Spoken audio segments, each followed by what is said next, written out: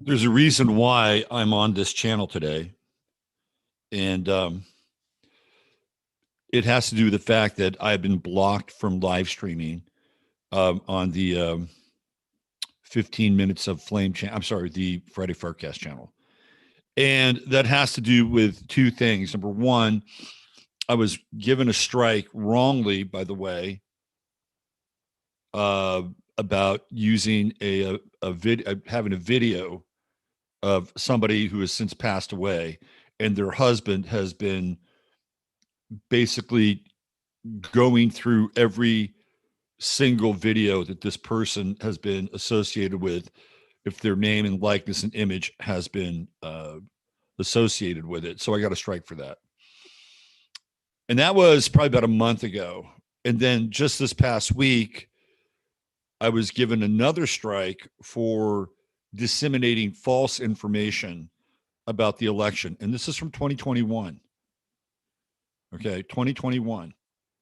And it had to do with my show on Prince and my theory about Prince as the sacrifice for what was to come in the Twin Cities, with he who shall not be named, but his last name rhymes with Boyd.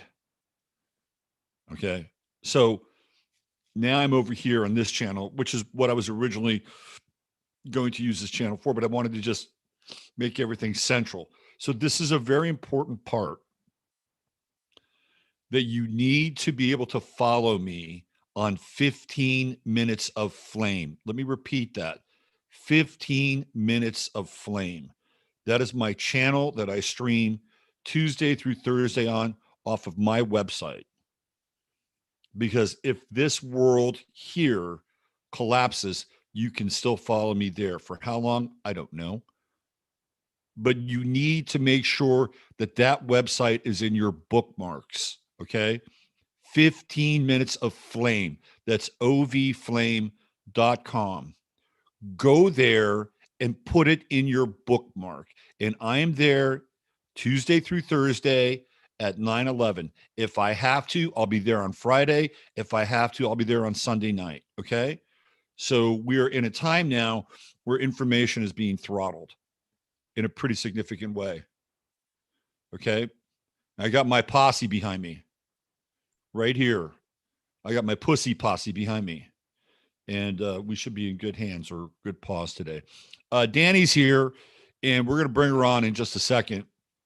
Before I do that, I do want to give a shout out to my good friend and sponsor of the show. That would be Christopher Lynch, and his website, which is True Hemp Science. Of course, I'm rocking the True Hemp Science cap today. And by supporting Chris's products and purchasing some of the best CBD that is available to you, what you do is you ultimately support our community. You support Chris, his ability to grow the business, his ability to spread the gospel of CBD and CBG as a alternative to some of the things that you might take in order for your everyday ailments. And I'm trying to get to my other website, and it's not allowing me to go there very quickly. We are in very interesting times, ladies and gentlemen, boys and girls, kitties and puppies. Wow, it is taking forever for my website to load. That is so strange. Let me try another browser. Let's get into Firefox. We are now, I think, in the world of information warfare, and we have been for a while, but it seems to be picking up dramatically here as we move into the midterms and beyond. So let me see if I can grab this. This site can't be reached. Okay, so I'm going to do something. Give me 1 second, because it might be set to certain protocols that I have right now. Let me just go here and see if I can take care of that. Let's see, what do we have here? bu- bu- bu- bu- Mm-mm-mm.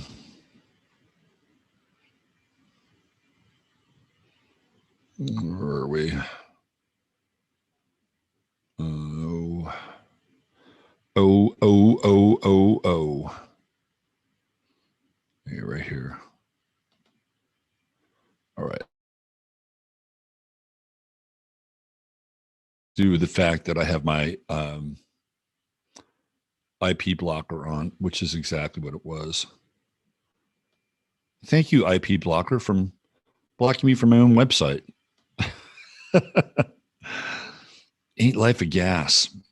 All right. So let me just bring you into the world of true hemp science and talk about the efficacy of Christopher's products. I'm looking forward to my gummies arriving this weekend. As you all know, I had a hell of a time sleeping this week. I slept 12 hours last night. So if you're interested in finding out more about Chris's product, he'll be up in Dallas this weekend. I don't know where he's going to be. Chris, if you're listening, you want to text me where you're going to be and the public is available to meet you, please do so. But all I do is get rave reviews from people that use this product, whether it's the gummies, the moon dust, the pet sounds for your pet. And by supporting Chris, you support our community. You support a business that's growing. You support this business, my stream, because again, I have a partnership relationship with Chris, just like he has a partnership relationship with people like Crow 777. He's got a number of affiliate programs. And if you're interested in setting up one of your own, contact Chris. I'm sure he'd be willing to help you and set up your own nodal point to access this product. Anyway, if you're interested, go to truehempscience.com/ref/23. That's truehempscience.com/ref/23. And if you spend $100, you will get free product. And if you spend $150 or more, you'll get free shipping. Just type in 15MINS when you check out, and Chris knows where you're coming from and what's going to go in your goodie bag. He's also very accessible to anybody who has questions about his products, the CBD. He's very, very knowledgeable and very generous with his time. If you don't get him, you get Marcia, and she's got the playbook, so she knows exactly, what's on the table and what to talk about. So even if he's not there, you'll find someone knowledgeable. All right, let's bring her in, and it's very interesting because Dani and I have been playing tag here a little bit over the course of the last month and a half or so to try to get her on my show. And for whatever reason, Dani has been busy or we haven't been able to connect. But on this day of days, we are here. So let me put my earbuds in and let's talk. Oh, look at that. She's giving herself a little spritz. I love it. I love it. What's in your spritz, Dani? Rose water. Rose water. All right. A little sacramental spritz. Exactly. I love all the cats. They're my posse. They're my pussy posse. Yes. Yay for the pussy posse. That's right. I felt like today we need a little extra power. Wow. That was a real wake-up call to find out that I've been blocked from live streaming on YouTube. What? Why? Yeah. Well, I told the story to be in the show. So Tracy, right? Tracy? No. She died about 2.5 years ago. Okay. Anyway, her husband has gone on this rampage, and anybody who's used her likeness or image talking about her in an interview, he's gone to every single social media post, social media outlet, and basically said that he owns her likeness and image. And as a result of that, I violated that. So I should actually fight that. Yeah. because apparently he has no case really. So that went on my little record there on YouTube. Mm-hmm. And then somebody well, it's not even a somebody. I don't know who it is, but YouTube decided that they were going to give me a strike for a show that I did in 2021, where I did talk about the election. And apparently I didn't talk about the election in the way they want me to talk about the election. Mm-hmm. And I mean, that show was well over a year ago, right? And buried. And once I do a show, unless it's going to be, really memorable like our show will be, I tend to forget them, right? It's just like I move on. But when that happened, that was my second strike. So now I'm on strike 2. And if I get another strike in that channel's done, right? So that's why I urge people to be in the show to follow me on my website, which is going to be a lot harder to knock me off of. So I was actually very surprised when I went in and said this user is not allowed to live stream. And so I have a backup channel through a different account, and I'm here and you're here and everybody else is here. So there we go. This is the world that we're living in now. Cuckoo. I'll do my best to behave so as not to get you a third strike. I hope you misbehave. It's kind of my default setting. I am not somebody that's going to throttle your free speech. Okay. Thank you. Much appreciated. Yeah. And this is really where I'm at, because we may not always agree on things, but it shouldn't play any role in how we disseminate information at all. And in fact, my soapbox has always been, it all needs to be on the table. Everything needs to be on the table, because if we're going to move forward as a species, whatever the species is, right, we need to have really open conversations about whatever it is we do, have done, will do, thought to have done about each other, because we're not going to move forward unless that happens. We'll be stuck in a time loop, right? And it's the foundation of a democratic republic or a constitutional republic. We can't have that without free expression and debate and dialogue. It's insane to me that so many people don't seem to have forgotten that. I just find that so odd. Like, okay, you love injections, you love your enslavement, you love your fake news, you love your drunk leaders, but what happened to free speech? Well, what happened to free speech and what happened to freedom, right? What happened to free speech, what happened to freedom, and what happened to truth? I have my ideas about that, but these were absolutely paramount themes. And if you go back to the 1960s, let's say 67, 68, which is probably the most volatile year in some ways of the 20th century, right? What did you have? Well, you had a bunch of raging, screaming, loony lefties who were talking about the very same things we're talking about now. Right. That's what their platform was. Right. And even if you looked at the so-called right and the so-called silent majority, even though they're not as vocal as they are now, that was their platform too, right? They wanted to be able to say what they wanted to say or do what they wanted to do and be left alone. So even though those two groups were disparate and disconnected, they shared a commonly held value. At that, and then all that's out the window now. It's all out the window. And you have people that are absolutely begging for their slavery, begging for it. Yeah, they love it. They love their enslavement and their genocide and their transhumanist nonsense. Right. All right. We got a lot to talk about. Before we do, let's find out a little more about Dani Katz. Now, of course, I know you through our good friend, Emily Moyer. Yes. And then I've been on your show a couple of times. They had great conversations with. And your sweet spot is language and words. Yes. And what we do with them, how they affect us, how they impact us. And we'll get into some of that today. But let's find out a little bit more about you. Let's talk a little bit about your background, your upbringing, where you came from, and some of the personal cultural events that shaped Dani Katz as she sits before us today. Okay. That's pretty broad. As an Aquarian sun, if I take us off into too many off-topic tributaries, I'm good. People know that I'm good with tangents. So let's get into it. Okay. I was born in Los Angeles, in Hollywood, which is now where I was born is now the Scientology Center. I got heavily into gymnastics at age 4 or 5, with a very clear goal of being in the Olympics. So I was training hardcore for that from about 4 to age 15. I injured my wrist. I had a bunch of operations. They couldn't really fix it. I was the first person in my family to go to college. I went to UC Santa Barbara. Then go Gauchos. Go Gauchos. Yes. I was, little known fact, I was a Gaucho cheerleader.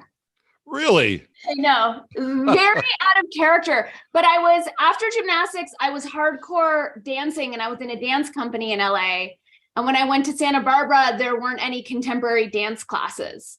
So my mom suggested that I join the cheerleading squad. And I was like, are you insane? Have you met me? And she's like, no, I think it's different. I think there's more dancing. So I would like pout on the sidelines when it was time to like shake my pom-poms and my tits. But I loved going like out at halftime to do the dances and the competitions. Right. Oh, that's so interesting. Yeah. So UC Santa Barbara, pretty good basketball teams. When did you go to school there? So I was there 89 to 93. So we were champions. We went to the NCAA tournament. We were the last team to beat UNLV when they were like big hot shit. So it was pretty exciting to be a cheerleader there then, and to learn about like the group mind that comes along with athletics. And see how it overtook like the whole school. It was pretty interesting, like kind of social anthropological study. Right. Yep. So I'm looking at some notable UC Santa Barbara alumni, and oh boy, you're in some good company here. Am I? Let me see how many of these people you're familiar with. Well, first of all, there's Michael Douglas. Did you know that he was a? I had no idea. But is he notable? Like, do actors count? They play make believe. Well, in their world, he is. I'll show you the. Let me see if I can do the screen share here.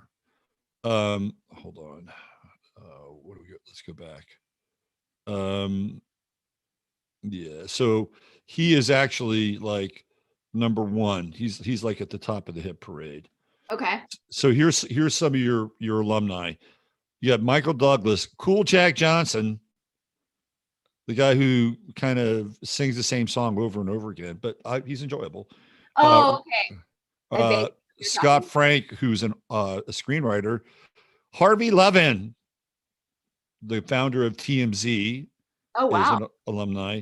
There's DJ Steve Aoki. Oh, I did not know that. A Gaucho. Gwyneth Paltrow's a Gaucho. Did you know that? Well, I know she was there for like a quarter. Okay, they're tiny quarter. They're claiming her as one of their Andrew own. Schultz. That's exciting. I can get behind him. Andrew Schultz. Andrew Schultz did not have kind words to say about Kanye West, but we'll get into that later. Okay. Jim Rome, the sportscaster. Do that. Let's see. We got Shane Bieber, baseball player. Dave Asprey, Mr. He's such a weird, like, transhumanist guy now. He's morphing in that direction. Yeah, all his biohacking stuff, like you can feel that it's not integrated in any sort of emotional way, right? It's like, oh, I'm having parts of my brain worked on to optimize me into superhuman. It's weird. That's a really good point. And how could you not be proud of Sean Hannity? I had no idea. I did know there was some talk show host back in the day. It was like kind of real lowbrow. I'm blanking on his name, like a Jerry Springer type. Right. Okay, that's great to know. An illustrious cast. Oh, illustrious, very Ivy League of the UC system. Did you graduate from UC Santa Barbara? I graduated from UCSB, and then I went straight to USC for grad school, where I got my master's in journalism. Interesting. And what did you do with all that knowledge? Get myself into a lot of trouble. I mean, in grad school, I was kind of cherry picked out for having a good nose for news. Like I had the journalistic instincts. But SC, no surprise, they gave all of their scholarships and grants and support to the richest kids because their parents were the ones who would then give donations to the school. Right. So it was weird. I was like kind of lauded, but also marginalized at the same time. While I was at USC, I was interning for CNN, for NBC News, and for MTV News. But my first job was in public relations. So I was a publicist for like fancy television shows. And that's when I realized how completely fake that whole world is, and how like the shows that were given critical acclaim or put on magazines had nothing to do with the quality. It was just like how well the publicist could schmooze the journalists. Like I just realized, oh, it's all super fake. Right.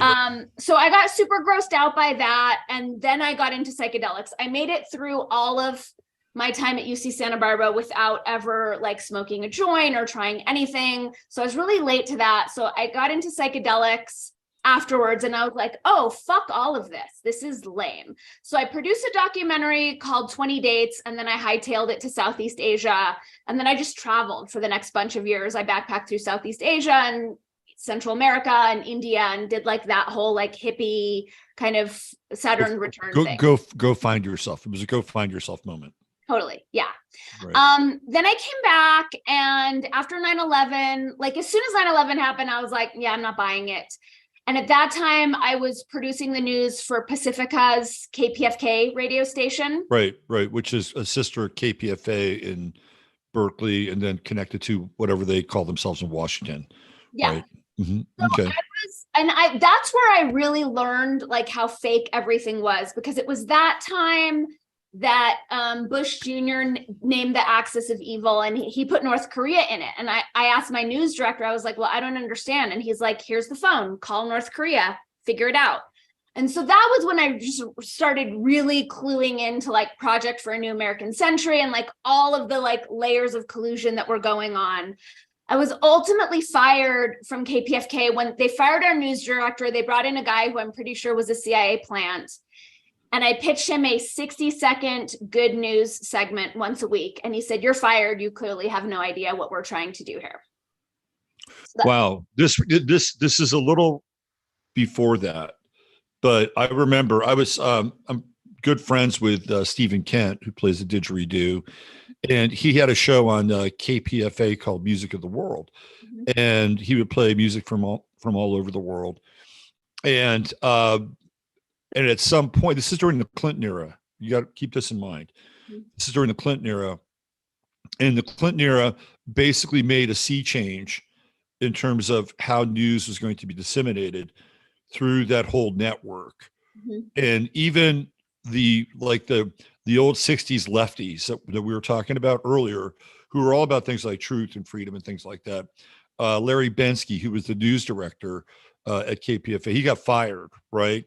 So there were all these protests outside of KPFA, mm-hmm. where literally the Clintons were introducing an even deeper level of corporate media, mm-hmm. Into Pacifica, which is connected to basically it's connected to NPR and everything that was set up through Johnson and the Great Society and the War on Poverty. Not a lot of people know that, but that's when public radio, public television got their start. And of course, those entities are funded by these massive foundations, Ford Foundation, Rockefeller Foundation, mm-hmm. right? So they're the ones that are going to control the flow of information. And yep. what they say ultimately goes. Yep. Yeah.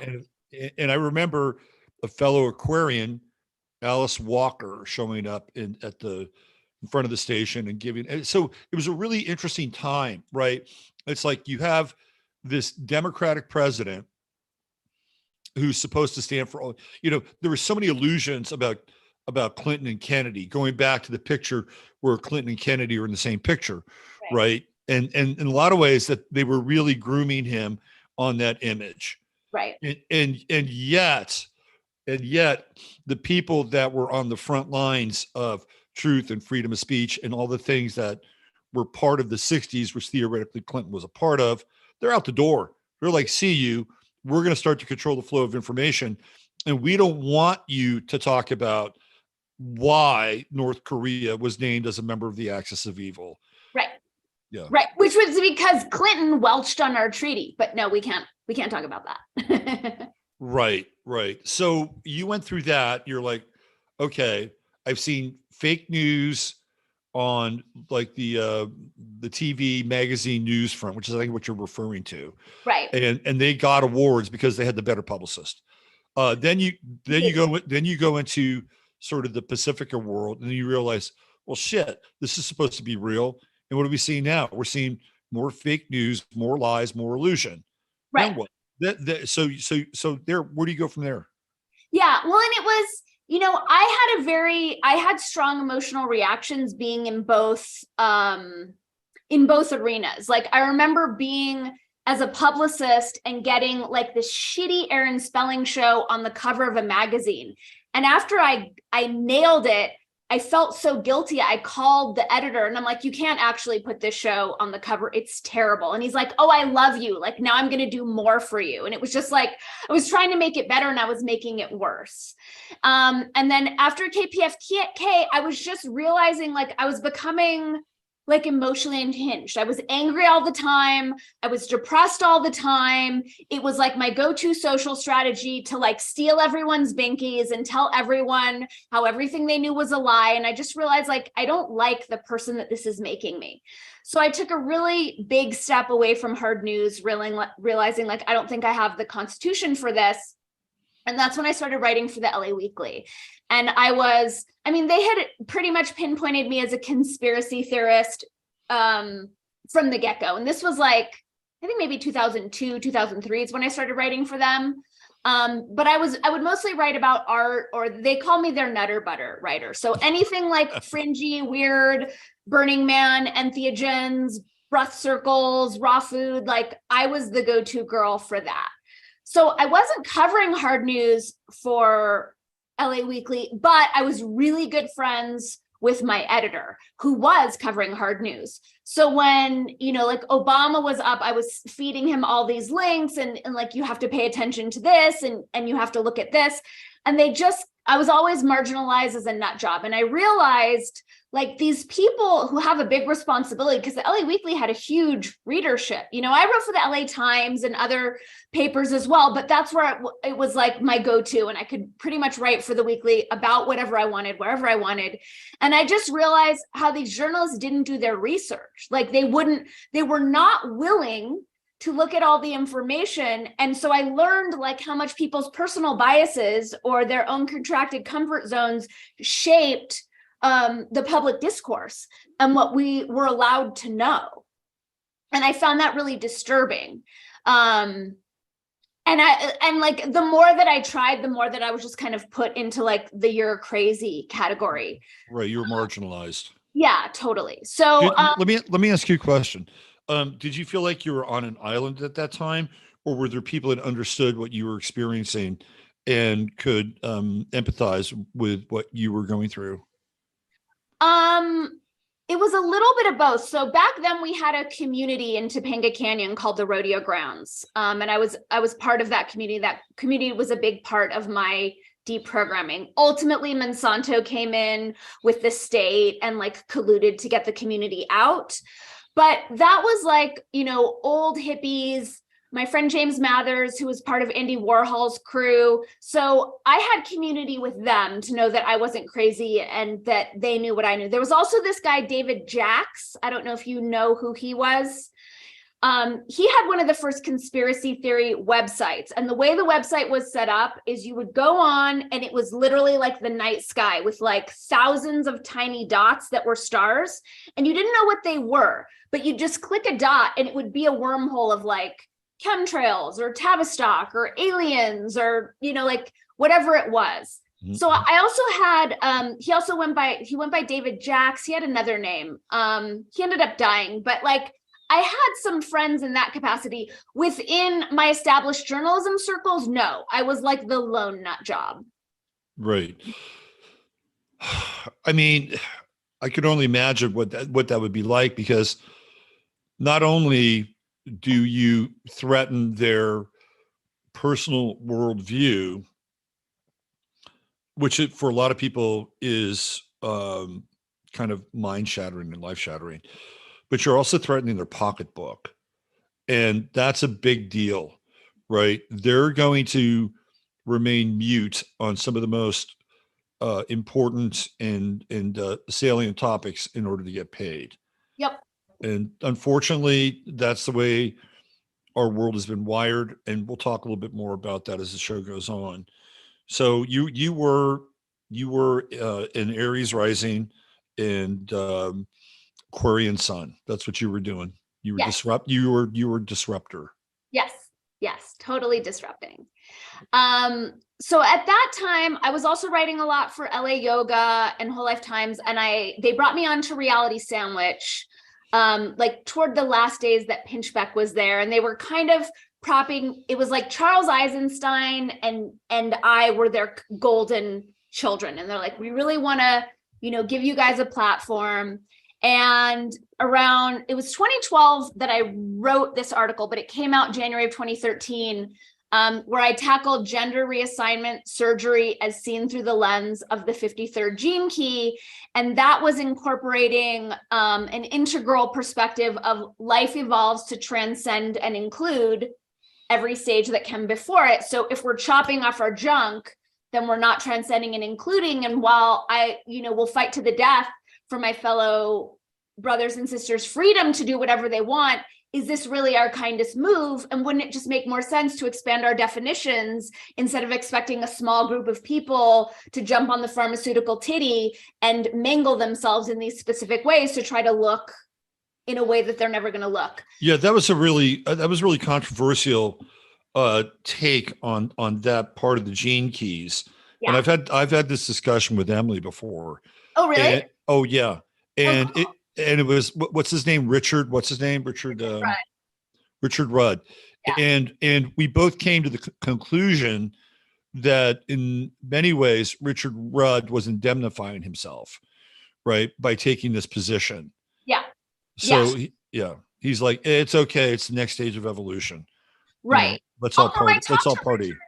I talked to Richard behind the scenes about it, and he was a fan of my perspective. And again, like, I'm never suggesting that my way is the right way. What I'm always trying to do is like, let's talk about it. Like, and if we can't talk about it, then we really need to talk about it and talk about it from all angles, because I was having the experience, I was living in Santa Fe at the time. There were a lot of trans people here, which were new to me. And it was like, it's odd to see like someone wearing a sequin mini skirt and a push-up bra with an Adam's apple and giant hands. And like, can we talk about that there's an adjustment here, that looks weird. I'm not saying there's nothing wrong with that or people need to be demonized, but if I can't say that it looks weird and I don't know how to feel about it and have a conversation, then how can we really integrate this as a human family? So that article got me in a shit ton of trouble. And this was my first experience of like being canceled and the like Twitter cancel police and all of that. So I got called into an emergency meeting. It happened to be on my birthday with the Reality Sandwich crew. And they're like, we need to talk about what's going on. And I said, what's going on? They're like, have you not been on Twitter? And there were just thousands of tweets like saying that, Dani Katz is a transphobic hate monger. She needs to be canceled. She needs to be fired, blah, blah, blah, blah. So they actually had my back. And I was really, I was pleased with the way that they handled it.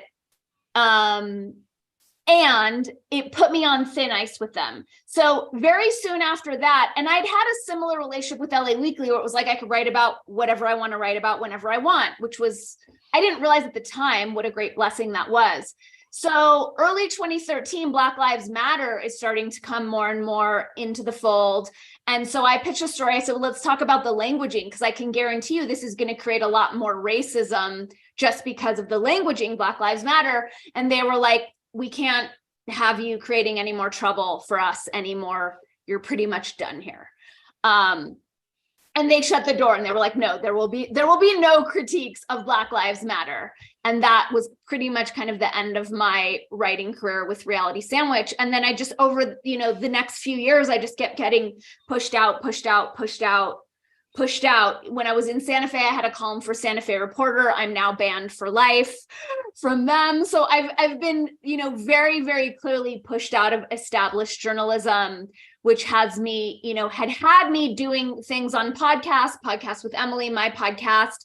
Then when I co-wrote Plandemic 2 Indoctrination with Mickey Willis, who's been a friend of mine for years, that was like kind of the final nail in the coffin of like me having any sort of like non-alternative voice. Right. Can we talk about Daniel Pinchbeck for a moment? Sure. So Daniel is a symbol of the exact same thing that I talked about 15, 20 minutes ago in our conversation, where he was raised essentially by hippies, right? He was raised by hippie lefties, and he clearly was indoctrinated or embraced or osmotically received a lot of those values. And I remember getting a copy of 2012, which I think is a really good book, by the way.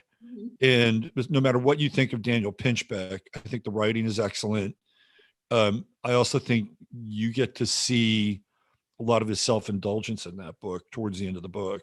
Massively. And it's kind of embarrassing, actually. Yeah, it's cringy. Yeah, but his quest to break his head open and the way that he writes about it is actually quite good. Now, Daniel has become almost the antithesis of the thing that he started out to do.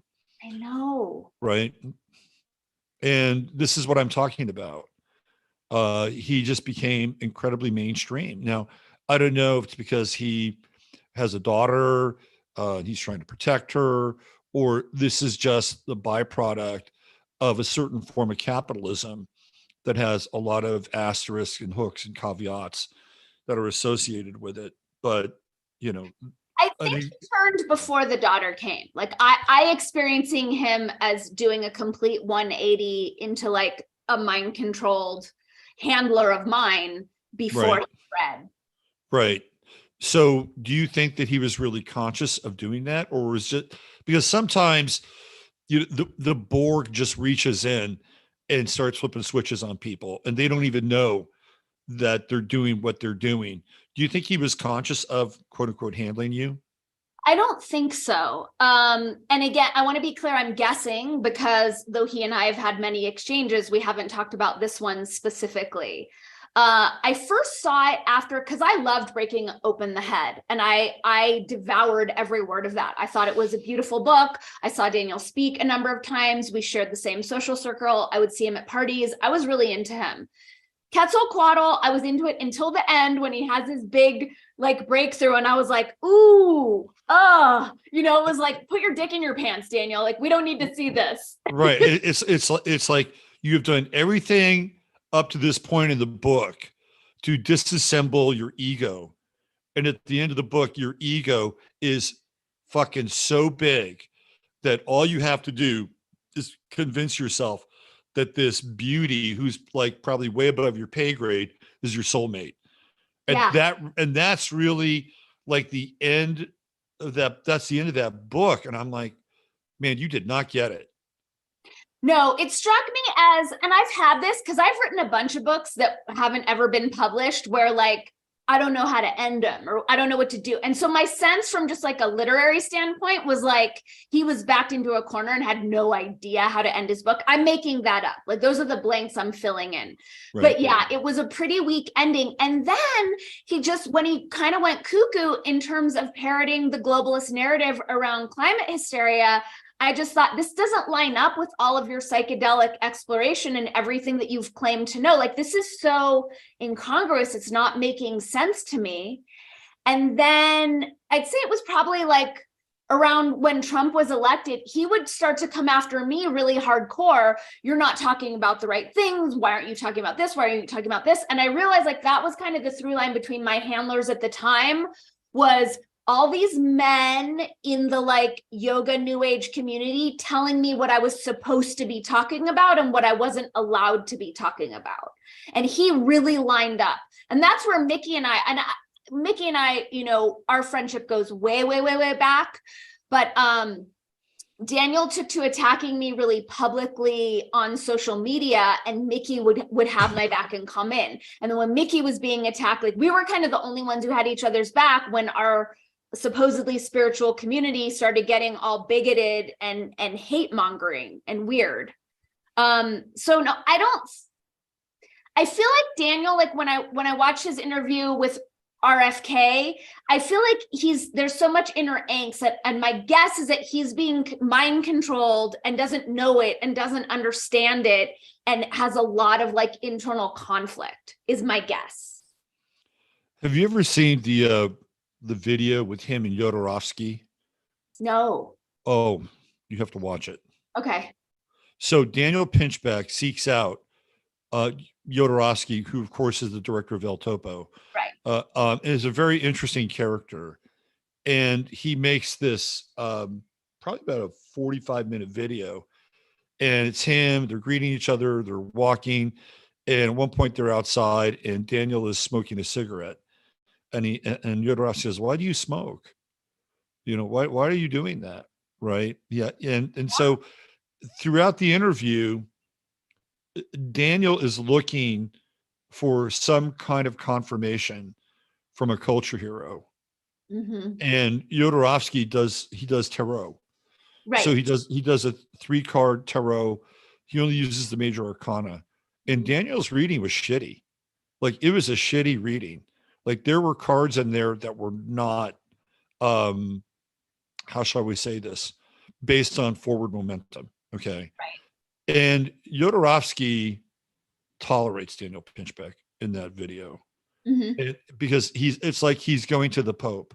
He's looking for the papal blessing Right. of the Pope of alternative culture and alternative media. Yeah. And he doesn't get it. He does not. Conversely, and we're going to get into this, conversely, Jodorowsky, now in that video, you will see Pinchbeck and Jodorowsky together. That's what that video is about. But then Jodorowsky, he might be doing a TED talk. I don't know what he's doing, some kind of talk. He talks about Kanye West coming to him for a tarot reading. Mm-hmm. And so the first thing he says about Kanye West is that he loves him very much. Mm-hmm. I like this guy. Mm-hmm. And Kanye West said, "I will pay you $10,000 for a good idea." That's what he said to Jodorowsky. "I'll pay you $10,000 for a good idea." Like I've heard this story. And then Jodorowsky says, "I think I can get 3 good ideas." And so Kanye West says, "Sure, I'll pay you for all 3." Right. And then eventually he does a tarot reading for Kanye West. And it's very different than the Pinchbeck reading. Mm-hmm. And in the Kanye West reading, again, he's retelling this. In the Pinchbeck video, you're seeing it in real time. In the Kanye West story, the first card that he flips over is the World, which is a pretty significant card. Mm-hmm. Right. He basically says, like, the world is yours. Right. Then the next card he flips over is the Magician. And the Magician has all these tools at his disposal. Mm-hmm. And then the final card that he flips over is the Fool. And I think when you look at that 3-card reading for Kanye West, it encapsulates him, right? Because he's a world figure. He's moved in a number of different worlds. The Magician could represent hip hop, music, fashion, all the different tools that he has at his disposal, right? Mm-hmm. And that he's willing to take on the persona of the Fool, mm-hmm. and literally step off the cliff without looking or without some degree of consequence about what might happen. Right. Rounding off the Daniel Pinchbeck piece. I do have one last piece to offer on that. Yeah. Pinchbeck. Robert Forte is a really good friend of mine, and he was invited to speak on a psychedelic panel with Daniel Pinchbeck under the strict instructions that he not mention 9/11. And after their talk, there were questions from the audience and someone asked about 9/11 and Robert Forte was talking about it and Daniel Pinchbeck interrupted and shutted him down and said, we're not talking about that nonsense. Right. Okay. So when I was at Gaia, they brought in some people that they thought would connect with a younger audience. And at that time, I think I was 53, although I looked younger. And so it was me, it was Daniel Pinchbeck, and it was Mike Adams. Mm-hmm. And so they brought all three of us in at that time at Gaia. And Mike Adams was doing a show with another guy. It was like a buddy of his. And I think and by the way, I'm not here to slam Mike Adams, but it lasted about 3 episodes and they shut him down because they just didn't have any really good chemistry. They weren't really bringing up anything salient. They really got behind Daniel Pinchbeck, and they threw a lot of money at him. They actually built a studio for him in New York City, and his first guest was Russell Brand. So they were loading the deck for Daniel Pinchbeck to be able to have a show on Gaia, and it didn't happen. And it's not because Gaia wasn't willing to invest in him, because they would send out a film crew, production, everything. It's because Daniel couldn't handle a show. He couldn't carry a show. You know, he has the charisma of this plastic bucket I'm looking at across from me. I'm sorry. That's just, he's a great writer, but just because you can write, it doesn't mean you can talk. And that was my connection in sort of in that world. And out of the 3 people that were brought in, I was the only one that was left standing. And I did 25 other shows until I started to talk about Barack Obama. But that's another point. Well, that's really interesting that you bring that up, the lack of charisma, because I was at Burning Man in 2005 and I was with some girlfriends at a Pinchbeck talk in one of the tents. And we were all in the front row and and again, like, I don't mean any disrespect. He had a great influence on my writing career in the early days. I think he's a very talented writer. I agree. He's not a traditionally attractive man, right? And he isn't actually that charismatic. And it was interesting because after that talk, every girl that I know who was there, we were all in love with him. And it was like, what black magic is going on? Because there's nothing, he's not presenting as attractive. He's not charming or anything. So it had me thinking, like, what's working through him? What, like at that time, and I wasn't suspicious in the way that I am now, it just struck me as odd that we were all so drawn to him. Right. Yeah. So you all broke up with him simultaneously? Is that what happened? Yes. I bet his wife was happy about that. All his groupies just we're gone. We're out of here. Yeah. Not that you're a groupie. Okay. Well, I did have Charles Eisenstein on my show, and we talked about the future of money. And I really haven't followed him very much since then. How has he evolved? I don't know. I just interviewed him again this week about the JQ because I'm obsessed. And I cannot get a clear read. Like, right. I can't tell if it's just that our energy is dissonant, if I'm a little starstruck, if he's a little high strung, I see so many incongruities around him.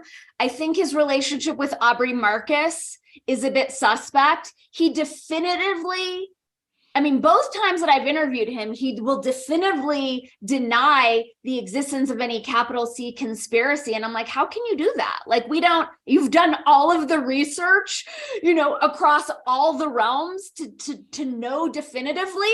Like, I know people who this is their full-time job and no one has enough grasp on the material, So I think it's weird, his like consistent denial of conspiracies. The fact that he follows the script of shaming flat earthers, which the way that I see it, anyone in the mainstream who acknowledges any conspiracy are kind of required to then make fun of flat earthers. Right. I don't know, because he says a lot of things that ring true and feel nice to hear someone say. My experience with him, and obviously not a very personal one because I don't know him at the level that you do, but my experience with him was that he had a very solid and I think noteworthy grasp of money and the economy, Mhm. which when you listen to him, it makes a lot of sense. Yeah. And I felt as if I was also dealing with somebody who was deeply disinterested in what they were talking about.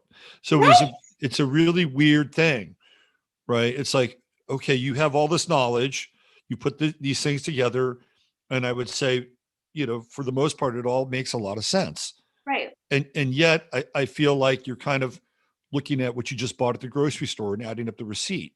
I mean, that's what it felt like to me. And so I didn't know if that was just me and I was just some guy that, he was on a podcast with, but that was my experience of him. Yeah. Did you mention that to him?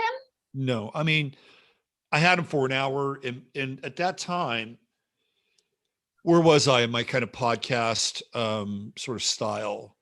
It was more about finding out more about his ideas and his concept with money.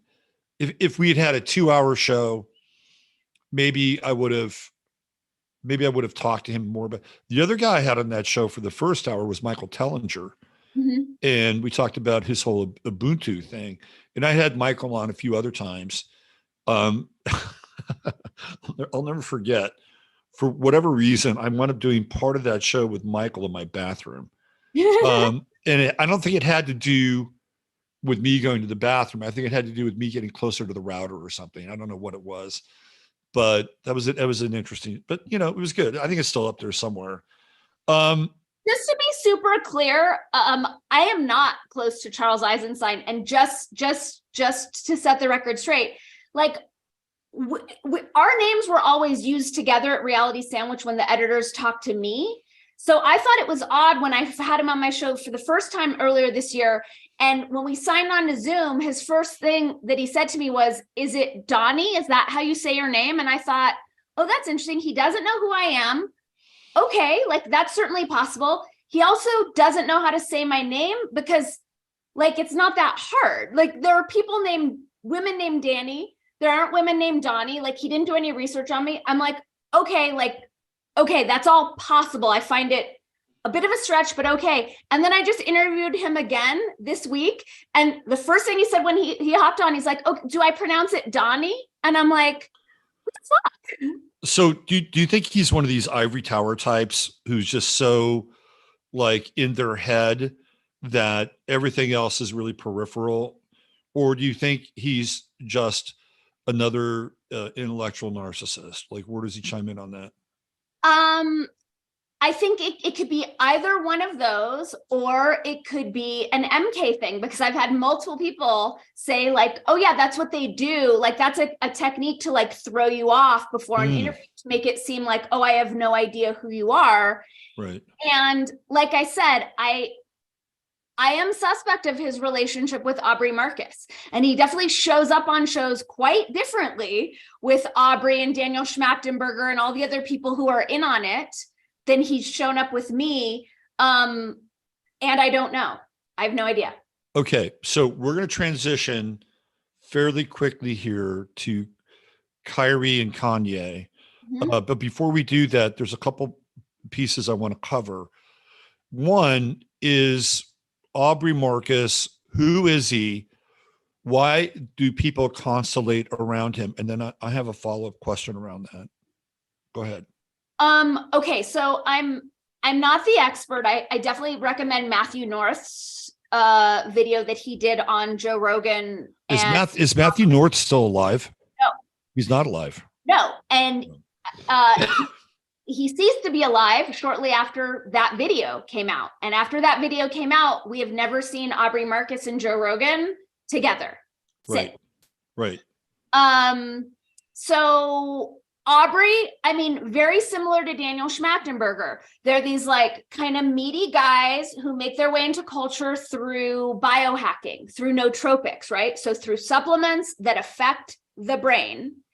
And then they're propped up as these thought leaders, right? But they both have that same thing in common.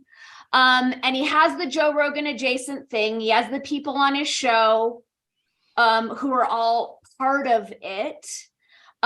He's big in the whole psychedelic realm, where you have people who've been in the psychedelic realm much longer with much more chops, but they're not propped up to be the mouthpieces in the same way. Matthew North spoke about, his father's connections to Mossad. I can't speak to that.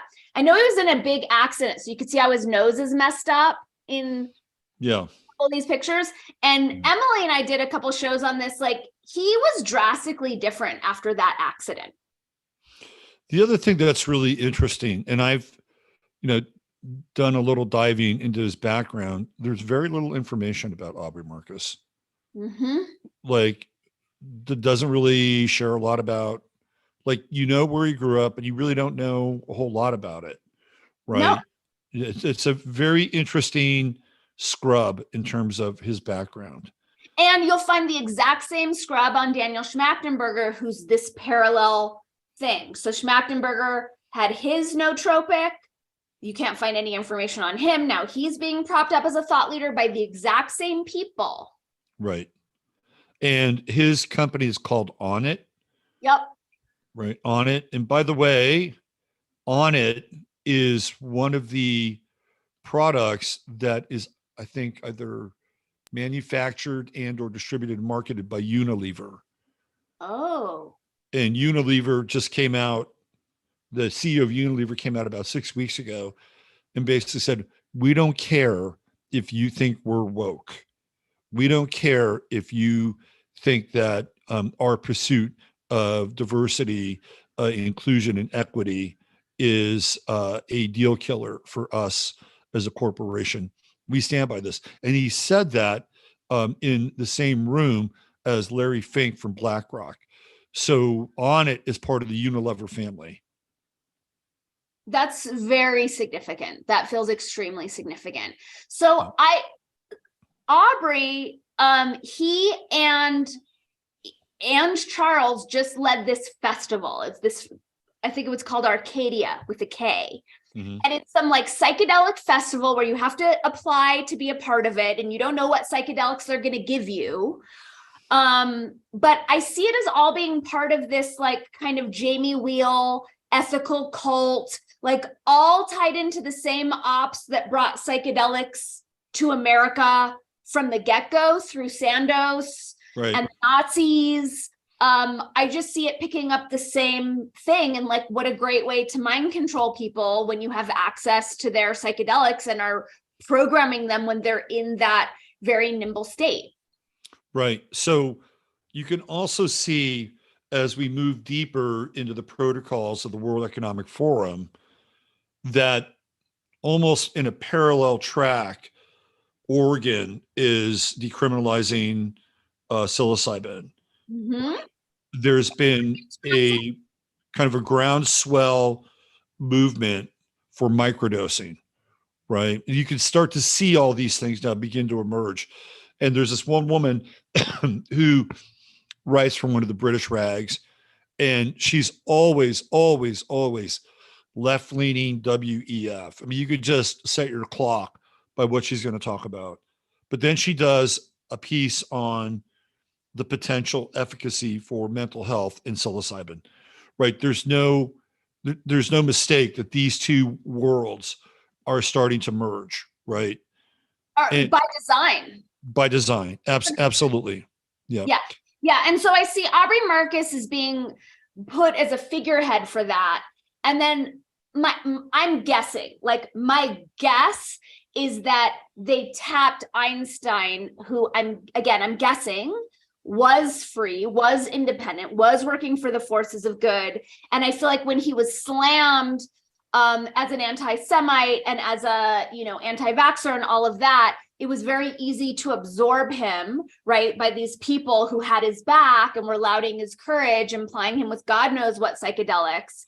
And so my theory, I'm making this up in my head, is that now he's being embraced and folded into that, and probably doesn't know how nefarious is. Although I do think a lot of people with kids are folding and selling out because they're being told, well, this is happening anyway. So you can either be enslaved or dead, or we'll protect you in our like alternate transhumanist reality if you sell out and play our game. Right. You'll get a seat at the table is what I like to call it. Yeah. And staying in that world, you could even see somebody like Joe Rogan, 100%. who's been set up as the pit bull, right? Joe Rogan is the pit bull. Joe Rogan is like the sun around which you can, like, it's so easy. I drew this horrible map diagram that's like, I don't have much earth in my chart. So it's not like a very coherent or cohesive map, but all roads point back to Rogan, whether he knows it or not. He is absolutely one of the main propaganda arms for this op, and specifically Consilience Project, Santa Fe Institute, and Lifeboat Foundation, which are all this like gross transhumanist genocidal trifecta. Right. And ironically, Joe Rogan is a Leo, so he is the sun. He is the sun. I always found this fascinating that he and Alex Jones are born 100. They're if you can half 365, that's where they are. Mhm. Right. Alex Jones born on February 11th, Joe Rogan born on August 11th, Aquarius and Leo. Wow. And there's that, and you could even see, and I talked with Emily about this astrologically. I remember when the true node was in Leo and the south node was in Aquarius, that was the ascent of Rogan and the descent of Alex. Mhm. And you could see this. So they're connected. Yeah, but one is rising, the other's descending. Mhm. Right. And so, but I also think not that he's just the sun in this kind of heliotropic model of their little universe, but he's also the pit bull because he's an MMA guy, right? He's thick, he's chunky, he's stood down the forces of the cancel culture on a number of occasions. So Joe Rogan is the sun. He's also the Praetorian Guard of this whole thing. Remember when Candace Owen refused to take a stance on climate change because she hadn't done her information, and he was on her? Like, he was just not okay with her neutrality. Right. I think that was a perfect example of Joe being pit bull. Yeah, he is a pit bull. And when he goes after somebody like Jan Wenner, oh, people love it. Oh yeah, look at him. He's taking him on, and he's taking on his subservience to authority and politics. We just got to get better politicians. That's one side of it, but there's another side to Rogan where he also plays the role of the pit bull in the other direction, which is what you're talking about. Well, And also the fact that he's an actor, and like all these people who defend him and defend his integrity, like, he's famous for pretending. It used to be that our talking heads were journalists, right, or reporters. Now they're all either actors or tech guys, and no one. This is raising an eyebrow for no one. I find that yeah. odd. We had a conversation about Rogan, I think last week, and if you go into his background, it's like his first gig was on talk radio, where he plays a guy who's a closet conspiracy theorist. Right, that was his whole character. And now Right. all of a sudden he pretends not to know anything about these conspiracies. Exactly. Yeah, plus the fact that he was training in martial arts as a young kid. And it's like Emily and I had this experience. When you're in a gym and there are no adults or parents around, that's when they fuck with you. Right. And so, again, I've done a lot of background on Joe Rogan, so I know as much as I can about his history. And yeah, he did the martial arts training. He also went to the same high school and graduated in the same class with Louis C.K. and I always forget the guy's name. The guy who played Joey on Friends. They all well, what's that? Matt LeBlanc. They all graduated from the same high school in the same year. That's what are the odds? What are the odds of something like that, right? Right. And then you look at his own personal background, and for the most part, he was raised by his stepfather, which a lot of people don't know much about. His birth father was a policeman. He was a cop. And so he's got cop DNA in his background. Right. And so his birth father leaves him. His mother remarries, and she marries a guy who essentially like builds buildings, right? Like Mason. she marries way above cop level, Mhm. way above cop level. And Joe Rogan talks about how when he was young, his father would put him out on the crews when these buildings were being built, right? So he would, have to learn about hard work and labor and, all that sort of thing. Mhm. So, uh, um, I have my theories about who his father might have been, which I don't want to get into right now. Okay. But it's clear, like even in the story of the human drama, like it's very Shakespearean in a lot of ways. Mhm. Right? Like his father's a cop, and he leaves, and he's abandoned, right? And then who comes into the picture? Somebody who builds things, somebody who creates large structures. Right. And so there's a lot of interesting mythos with Rogan. And then the other part with Rogan is Fear Factor. And if you Right. if you look at Fear Factor, they do a lot of MK Ultra kind of shit. Fear Right. Factor. That's like trauma-based mind control. Absolutely. You're being buried with, spiders and worms, and you're being put in situations where the car is doing all kinds of crazy shit and bringing you to this point of almost like, ego death or something like that, right? And Right. he's loving it. He's laughing all the way to the bank. I think he did it for 6 or 7 seasons. That's a So, good.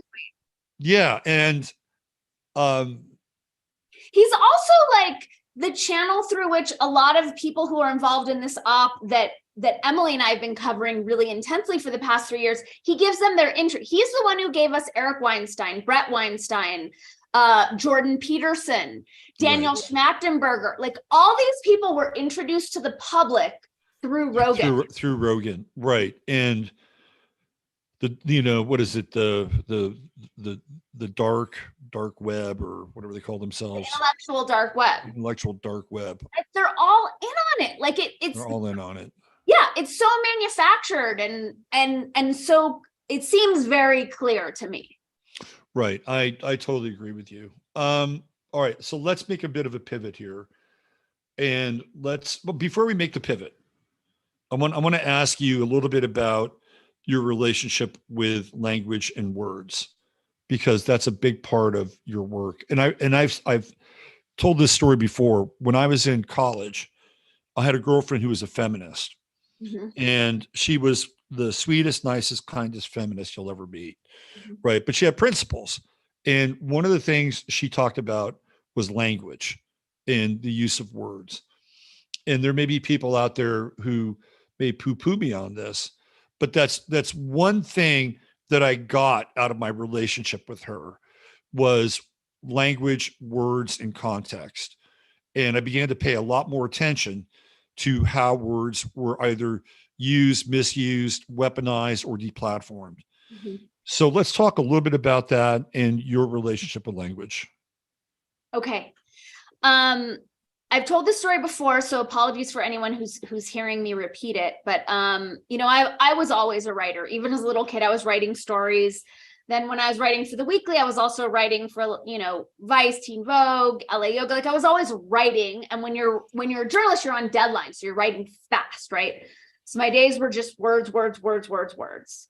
Around 2006 to 2008, I went into a deeply shamanic period. I was doing a lot of plant medicine, and I was dealing with various initiations. And at one point, I was also a third series Ashtanga yogi. So I had a very advanced, dedicated 6-day-a-week yoga practice. So I went to bed one night completely healthy. I woke up in the middle of the night in agony, folded over on myself with the left side of my body paralyzed. I had 5 compressed discs in my upper cervical spine, and nothing had actually happened.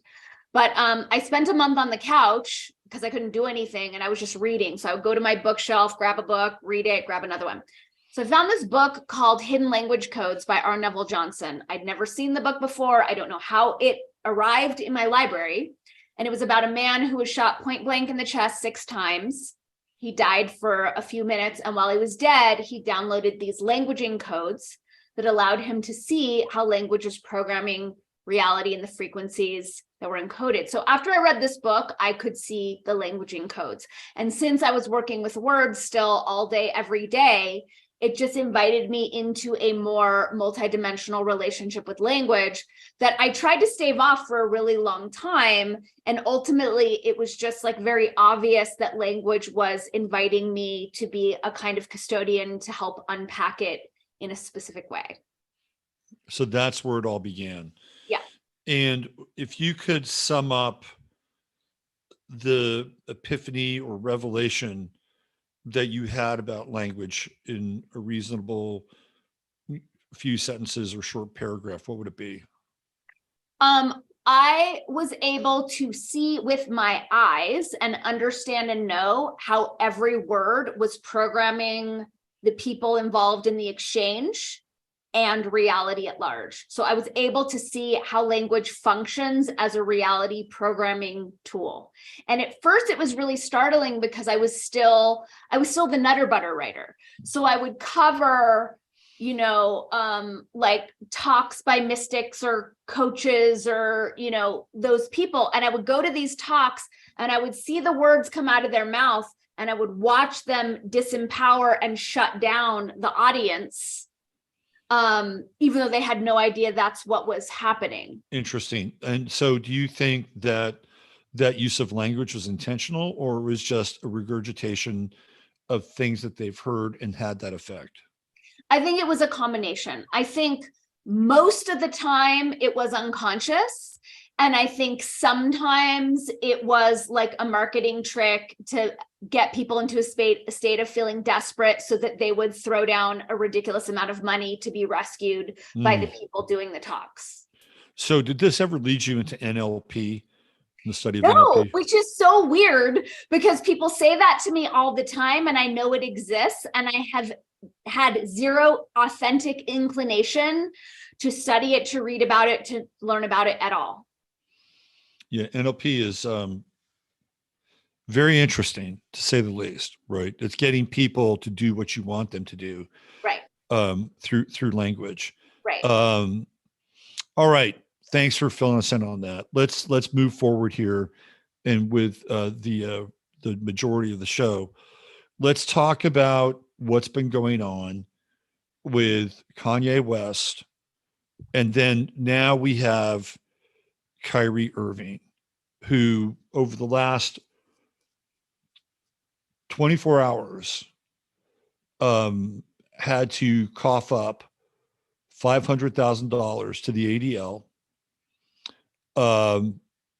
which the ADL rejected, by the way, because Kanye West tweeted an image from a movie that's available on Amazon. Mm-hmm. And nobody made a big stink about the movie before it was on Amazon. And the movie is From Hebrews to Negroes. And it's a documentary that was put together by the Black Hebrew Israelites. And are you familiar with that group? No, I'm looking it up now. Okay, so the Black Hebrew Israelites believe that they are the true Israelites. Okay. That they are the true Jews. And they set up camp on the streets of New York, and they basically assault anybody in their direction about either their whiteness, or they are loudly proclaiming that they're the real Jews. And invariably, they will have somebody who is Jewish come up to them and start talking with them, and they will berate them, and they will castigate them. And they actually played a pretty significant role with the Covington kids in New York. Not New York, I'm sorry, Washington, D.C. I always forget his name, but the kid who got outed for being hateful because the Native American guy was banging the drum in his face, right? Right. That was all started by the Black Hebrew Israelites. They were baiting as many of them as possible, and they got this kooky Native American dude who was an ex-Vietnam vet to get into the trance of the language, and wound up, verbally, not even verbally, but just getting in the face of these kids Right. they're just kids, right? They're just kids. So that, that would be one of their weird kind of watershed moments, but they're behind the scenes. Okay. So whether you believe in them or not, by the way, do you know who Louis Theroux is? Do you know that guy? I know that name. So he's this wacky English guy who does these documentaries where he puts himself in really weird situations. Mm-hmm. And Louis Theroux actually did a video where he hung out with the Black Hebrew Israelites, like in their meeting space. It's actually a very funny documentary. And so Kyrie Irving, whether he believes in this or not, right? He just tweeted the image of the movie, which is on Amazon. And everybody who's seen the movie can't make heads or tails of it. It's like, it's just not very good. And the facts in there are fairly convoluted. But if you go through and you look at Kyrie Irving's history, Mm-hmm. he wound up saying no to the vaccine. He said Right. no. He said no. He sat out because the Brooklyn Nets and the city and state of New York would not allow him to play. But other players from, say, Florida, like Jonathan Isaac, who refused the vaccine, he was able to play, right? So there's this huge hypocrisy. Finally, Eric Adams makes a deal with the New York Yankees. So the Yankee players and the Yankee fans could attend Yankee Stadium. And then eventually Kyrie is able to start to play again. But he held fast with his belief that I'm not putting this in my body. Nobody supported him, by the way, except for Jason Whitlock. Jason Whitlock supported him. I bet this was the trade-off. Well, this is where we're going, right? So then prior to that, what does Kyrie Irving come out with about 4 years ago?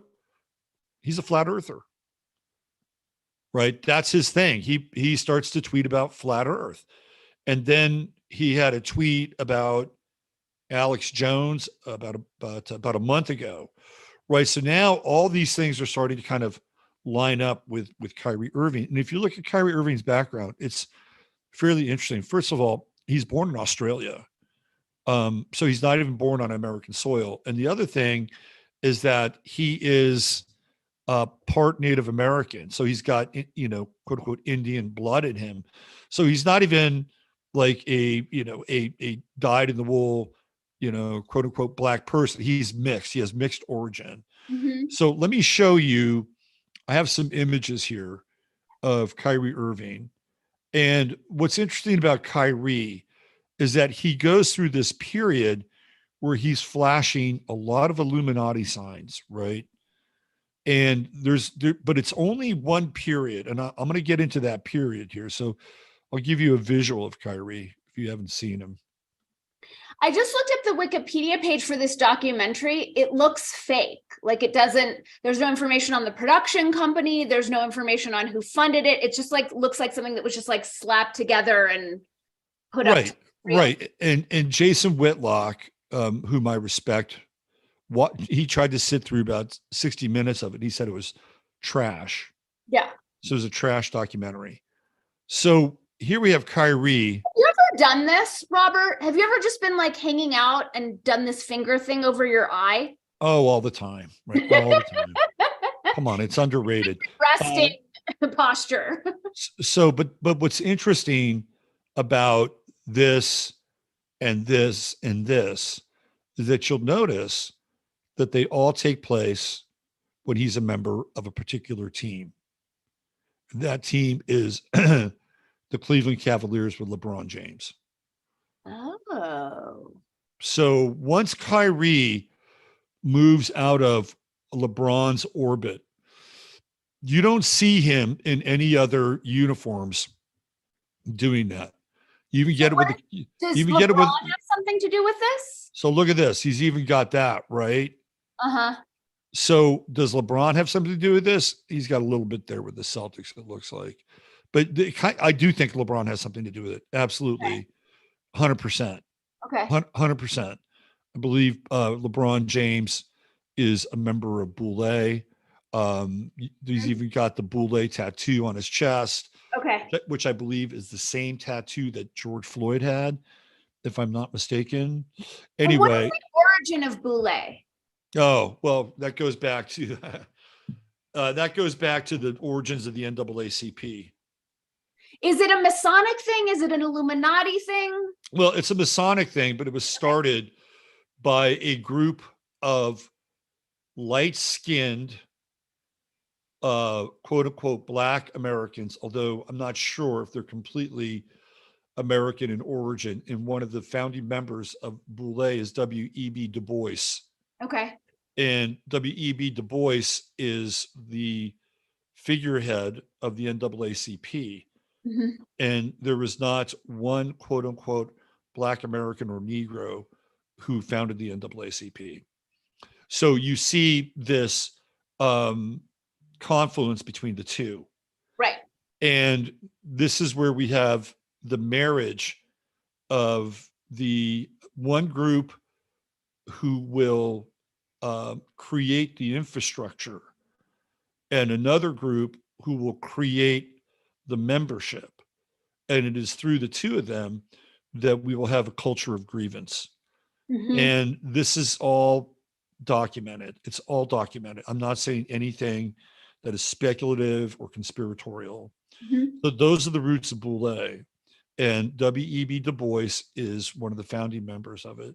And of course, Du Bois would later go on to openly state that he is a unabashed Marxist and has Mm-hmm. always been a Marxist. And when you look at the people who started the NAACP, they all come out of the Marxist ideological framework and background. Mm-hmm. So the NAACP has its roots in Marxism.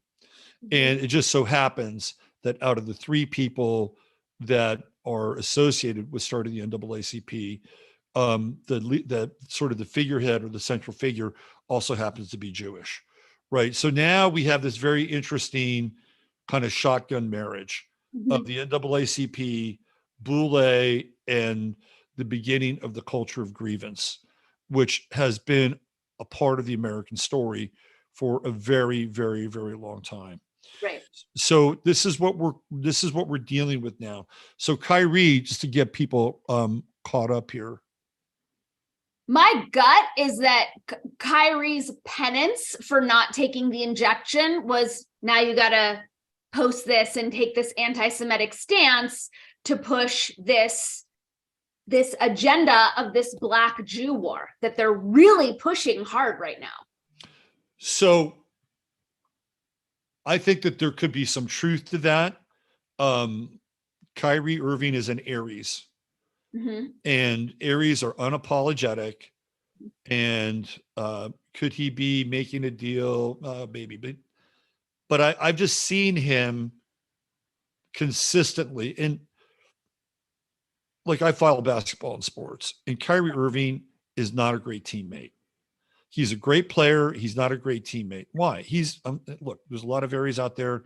I hope I don't offend you. He's an Aries, right? Aries want to do their own thing. They don't, right. They're great pioneers. They can be great system busters.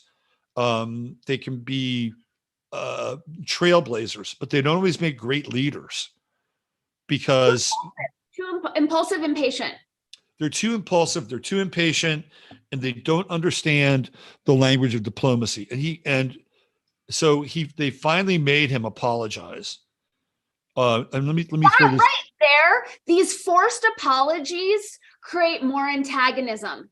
They're the worst thing for Jews, that they're forcing these people to apologize. And I think that's by design as well. Well, this is my position. I'm taking an astrological position here. Okay. And the astrological position is that on December 21st in 2020, Jupiter and Saturn moved into the sign of Aquarius, the super conjunction. And it wasn't just on any day, right? This is the summer solstice. This is the sun's story. Right. And these super conjunctions last for 20 years. So the sun's story over the next 20 years will be the Aquarian story. And in Saturn, it's about limitation. And with Jupiter, it's about expansion, contraction, expansion. So this is our theme for the next 20 years. We are giving birth to something new. right? And in Aquarius, there is this inversion that takes place, right? There's an inversion. And what have we seen really since Obama became president? This goes back to your work with Black Lives Matter. An insane uptick in racism. Right. All under Obama. Didn't have it until he took office, till we had our first Black president. Exactly. So what have they been trying to do? They've been trying to ignite a race war since that point in time. Now, you and I may not agree on this, and it may get me kicked off of YouTube, right? But I do believe that there are Jewish power brokers who are deeply invested in creating this conflict and this drama. And you can go all the way back to the inception of the NAACP with the creation of Boule and that shotgun marriage between those two groups, right? So what are we seeing, right? We're seeing this whole thing, which at some point was going to be, okay, Whitey, it's you against you, Blackie, right? This is what we're setting up.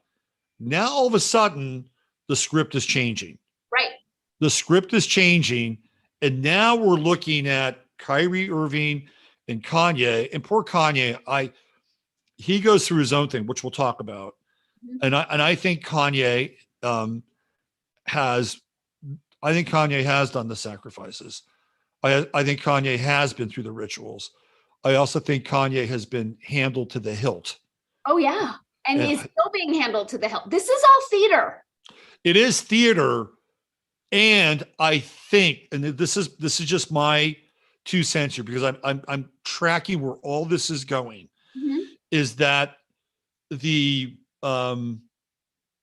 intent was to get the common Black person and the common white person to be at each other's throats and hate each other. This goes all the way back to Charles Manson, by the way. Manson talked about this. Yep. And now all of a sudden that's changing. Right. Now all of a sudden there's a segmenting off. And then everything that's been done since Kanye West has come out and made tweets and said things about his own personal experience, which, by the way, we're going to get into here. Yeah. Everything that he said that happened to him is now happening to him again by the very same people he's accused of making those things happen in the first place. Yep. But who's behind those people? Well, that's a good question. And who are those people really? Because again, like, we cannot have the JQ question unless we are going to be honest and talk about Khazaria and talk about how many people claim to be Jews who are not Jews. Well, we could spend, you and I have done this before. Right. But like, I'm just saying, like, it's a piece of it that I think is super important. I think there are a lot of pieces to this one. Like, I think the ADL is probably the most anti-Semitic organization on the planet, and all the ways that Jews are used to distract, to conflate, to confuse, and everyone takes the bait. Right. The other thing too is that, you know, God bless him. I don't always agree with him, but Royce White made a great point in connection between what's going on with the group of people that are perpetrating the cancellation of Kanye or Kyrie and the relationship to Freemasonry. And nobody ever really talks about this, except for maybe Henry Mackau. He'll talk about this, right? And then who's the head of Freemasonry on the planet? It's Prince Charles, right? So this goes into the crown, right? And the crown has always had like a buddy-buddy relationship with the Rothschilds. Who are not Jews, by the way. Right, they're not. And it was through the crown in essentially right after World War I, once they disassembled the Ottoman Empire, and they said, here, you can have Mandate Palestine. Here you go. This is now your territory. Right. Go return to the Holy Land. And all that was set up by Theodore Herzl, by the way. And Theodore Herzl has a famous quote. And let me bring up his quote.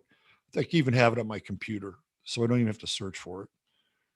And if you are Jewish, You need to pay attention to this quote because it is ultimately chilling to the core. I'm going to bring it up here.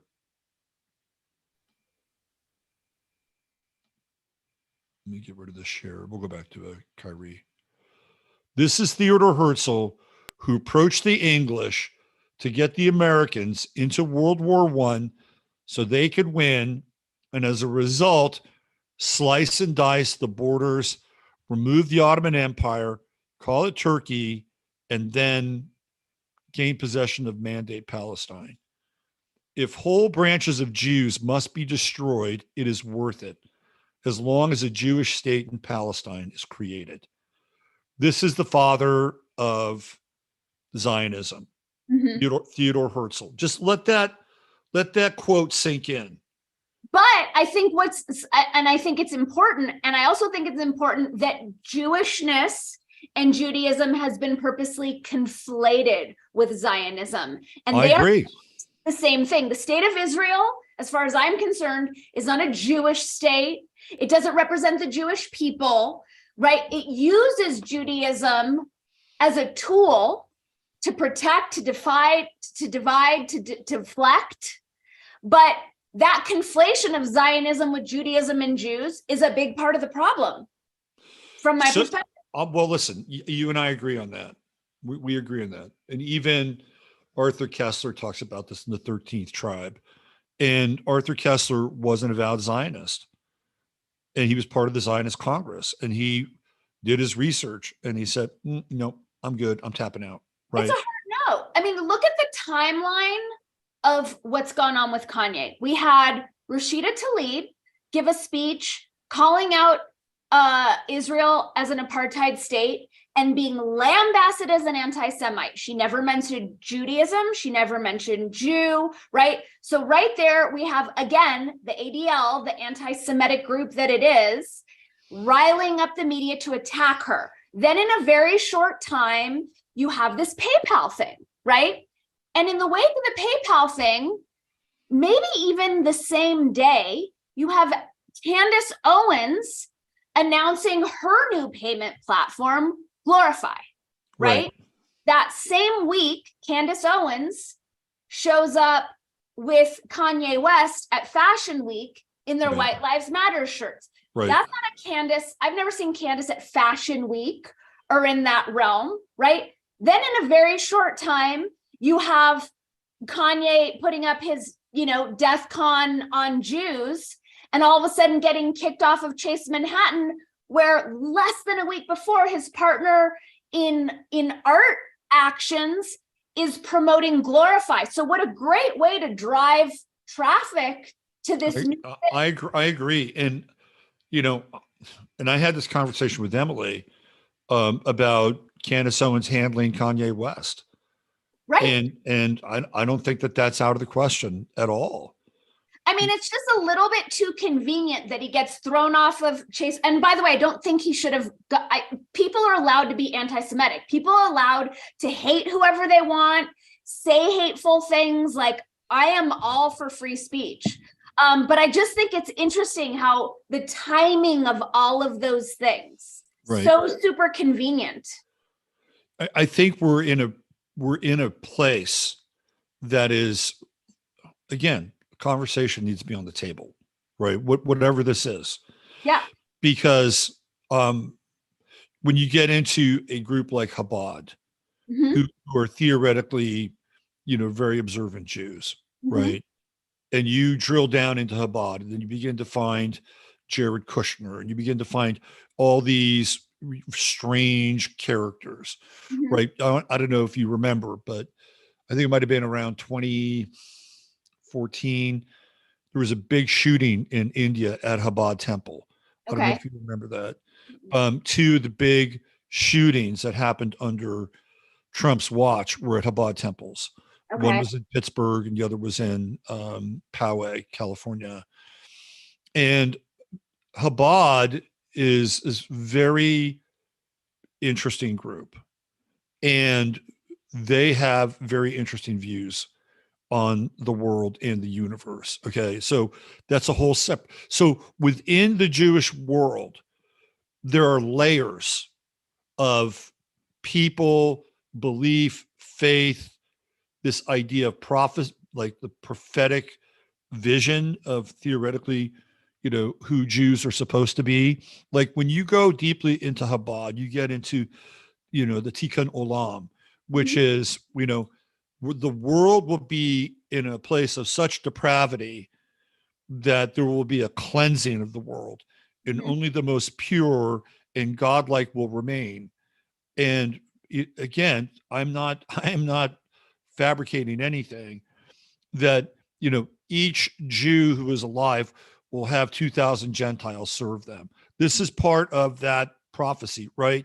So whether or not that's a psyop, whether or not it's another level of this thing, right? It's on the table, right? And we got to talk about it. Of course. Yeah. But you look at any ancient religious text, including the Bible, including the Quran, they're full of really dumb, divisive shit. Well, you and I could agree on a lot of that, right? We could definitely agree on a lot of that. The biggest problem is that if you sat down with a Christian and you told them all the things that their religion has wrought and colonialism has wrought, and they would say, "Oh yeah, you're right. You're right, boy. We're guilty of a lot of sins, right? Yeah, let me get on a knee." Would that happen in the Muslim world? Probably less so. But you can't even have that conversation in the Jewish world. They're going to shut it down. They're just going to shut it down. And Okay. and again, this is my piece, right? Yeah. Like if any group, let's use Black Americans. Well, it's like, hey, maybe you've taken advantage of the welfare system. And you would find somebody like Thomas Sowell who would agree with that, right? And by taking advantage of the welfare system, you have the breakdown of the family, and then you have crime and all these things. And there are plenty of Black Americans who are willing to have that tough conversation, right? I could go into, again, I'm just a guy occupying a white meat suit in this lifetime, right? But I could get in and say, there are a lot of people that look like me that sold us the fuck out, right? Whether it was through corporations, the military industrial complex, basically giving hand jobs to the Kagans and the Newlands and saying, yeah, let's go, David, betray us, right? Those motherfuckers they're betrayers. And I can have that conversation. But you can't, but we can't homogenize entire groups. There's some Black people with whom you can have that conversation. But they are starting to have that conversation now. I can tell you that. I see that. I do see that. That's happening. That's happening now. I do see that. Right. And then even again, my meat suit and the people that reflect my meat suit, they're starting to finally wake up and, and say, look, all right, we weren't responsible for that. Okay. Right. We weren't responsible for that thing. And, I've lived my life to the best of my ability to be as fair and equal to all people as possible based upon the precepts of the religion that I inherited, whatever. Right. But now they're starting to go, hey, look, we've kind of had enough of this. Right. We've had enough. And let's stop this part of the conversation. And to the best of my ability or our ability, we've atoned for our sins or whatever. Right. I don't know if that same conversation is happening in the Latino community. I'm not privy to it, but the ones that I'm connected to, the Black and the white community, they're having those conversations. But even that right there, like the white community, like there is no white community. There might be. I'd agree with you. I'd agree with you with that. An Italian community, like this attempt to homogenize, and this is where I get concerned, is like, Mo Fax and I have these conversations together all the time. You and I have had this conversation together multiple times. So it's not true that Jews aren't willing to have the conversation. And I know you're rare. You're rare amongst the people that you represent theoretically in your community. I mean, by and large, you could say it's all a psyop with Kanye, or you could say it's all a psyop with Kyrie. But is there anybody, like, what was the most reflexive thing Ben Shapiro did? He called him an anti-Semite 25 times, referred to him as Hitler, and wouldn't even have him on a show. That's embarrassing for all of us. And it does the whole conversation a disservice, because I listened to the whole 3 hours of Kanye and Lex.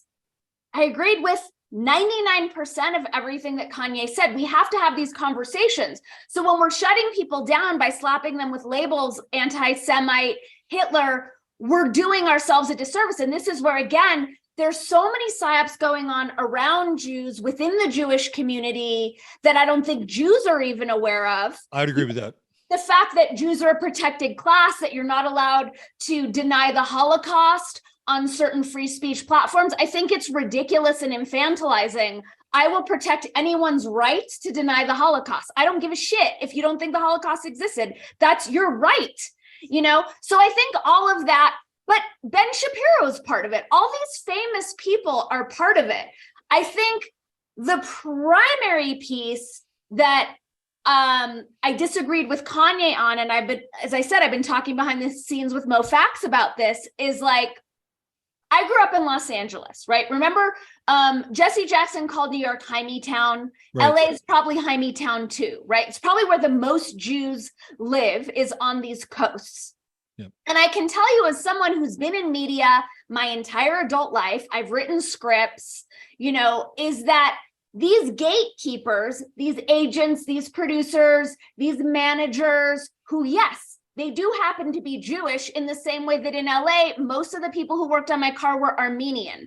Does that mean that there's an Armenian cabal going on? Or do some groups tend to find themselves in certain industries more so than others? But what I will say is that I was treated just as shitty in that system by the gatekeepers as were countless Jews that I know. That's a shitty system. I don't think they're treating Black people worse than they're treating anyone, because it's a lame system when you have these parasites who have no creative talents of their own feeding off of the backs of others.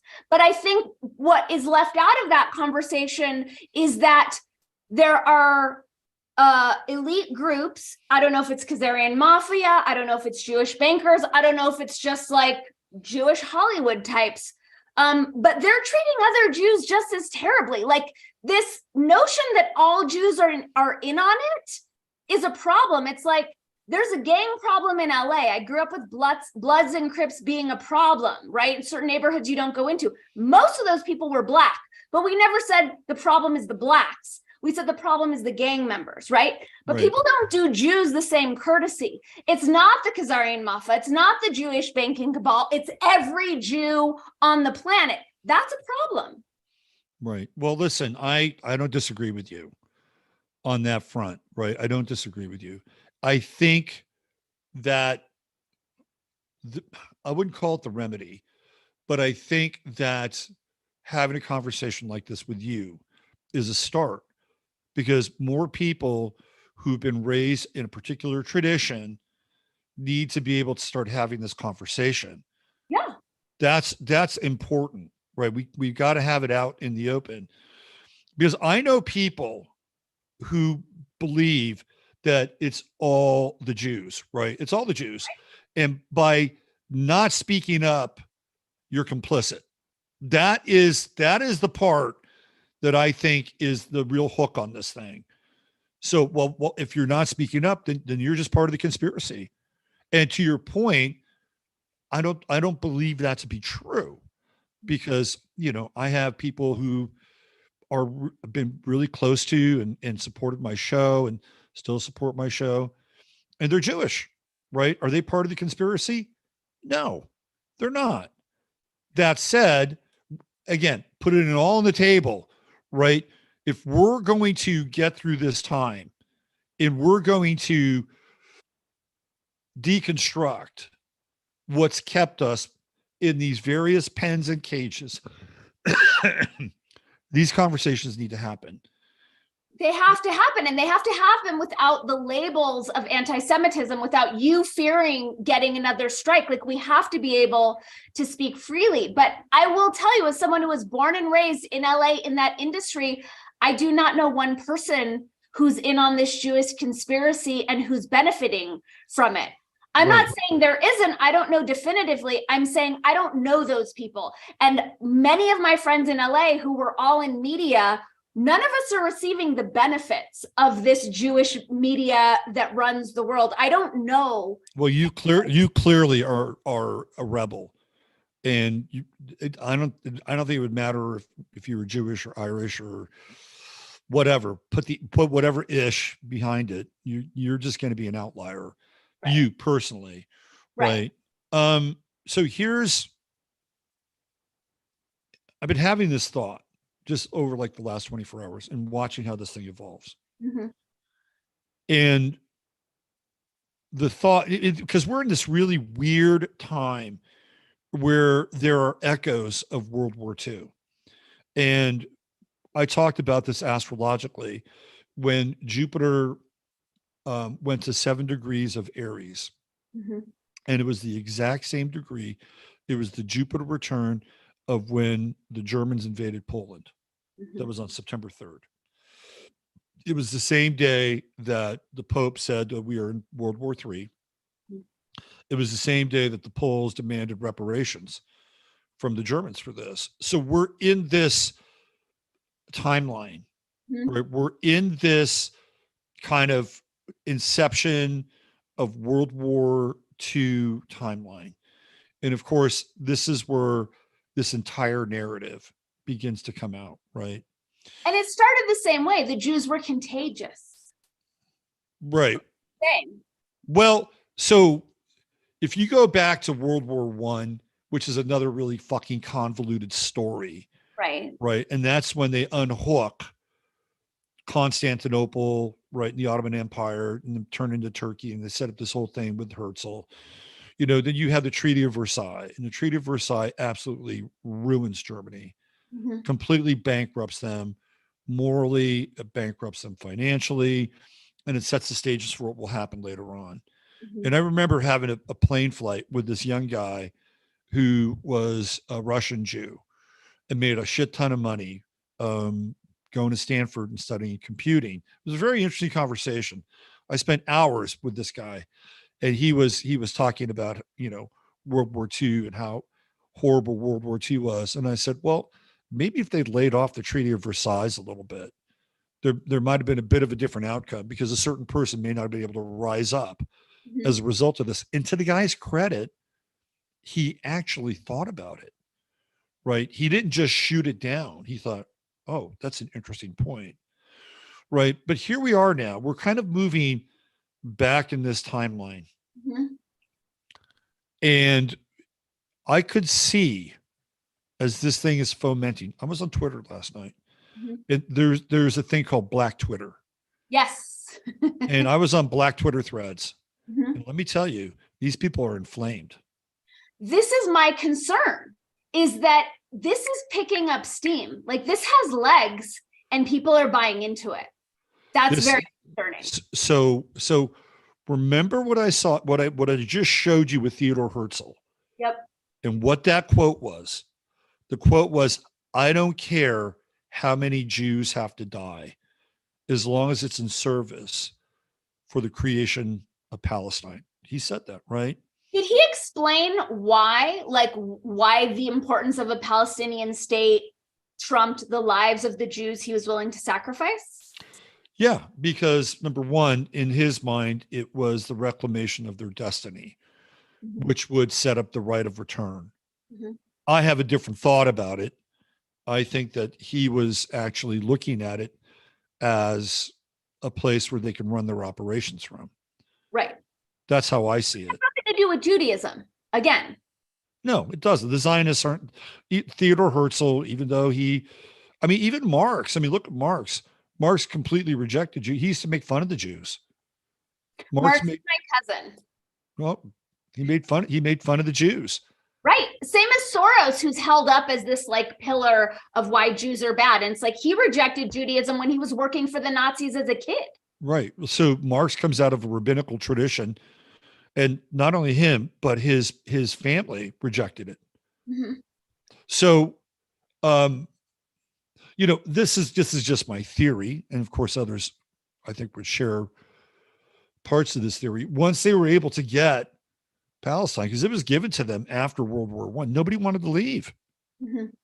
If you were a shop owner or a business owner in Berlin and you were making bank and you were living the high life, why the fuck would you want to go out there? Right. Right. So they had to They had to create something Mhm. in order to energize this right of return movement, which Right. we could probably go into in another show, and I'd probably get canceled for it. But if you look at what he said and you look at what's happening now, if I were Jewish, it doesn't matter where you are in that scale, right? You could just be somebody who grew up Jewish and you're living your life, whatever, right? I would be nervous. I am. I would be very nervous because I could see where all of a sudden the script is turned and there's a target. There's a new target.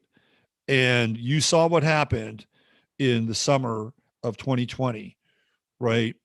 So could this be a setup for the targeting of Jewish people yet again by a group that's inflamed?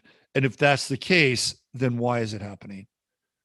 What is the end result? Because we knew what the end result was Mhm. with Herzl, which was we're getting Palestine and we're going to set up a base of operations.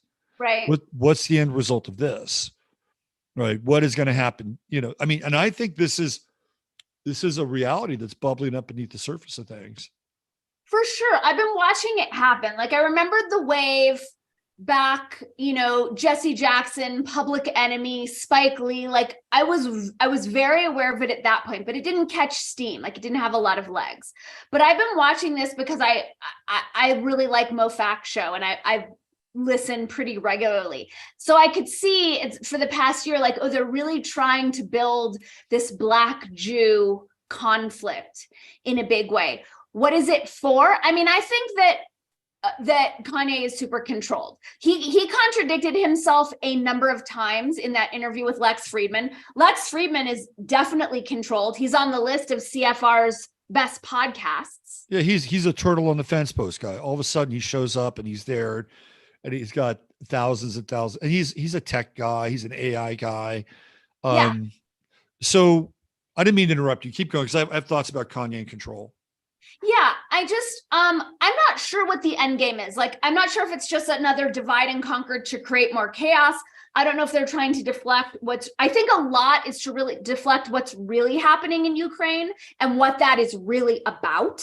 Mm-hmm. And to generate more division there, but it might be something much more nefarious. It is disturbing. And I think, you mentioned, and I agree, because I see it in my family and I've seen it, with the people I grew up with. There is this like knee-jerk defense of anything around Jewishness.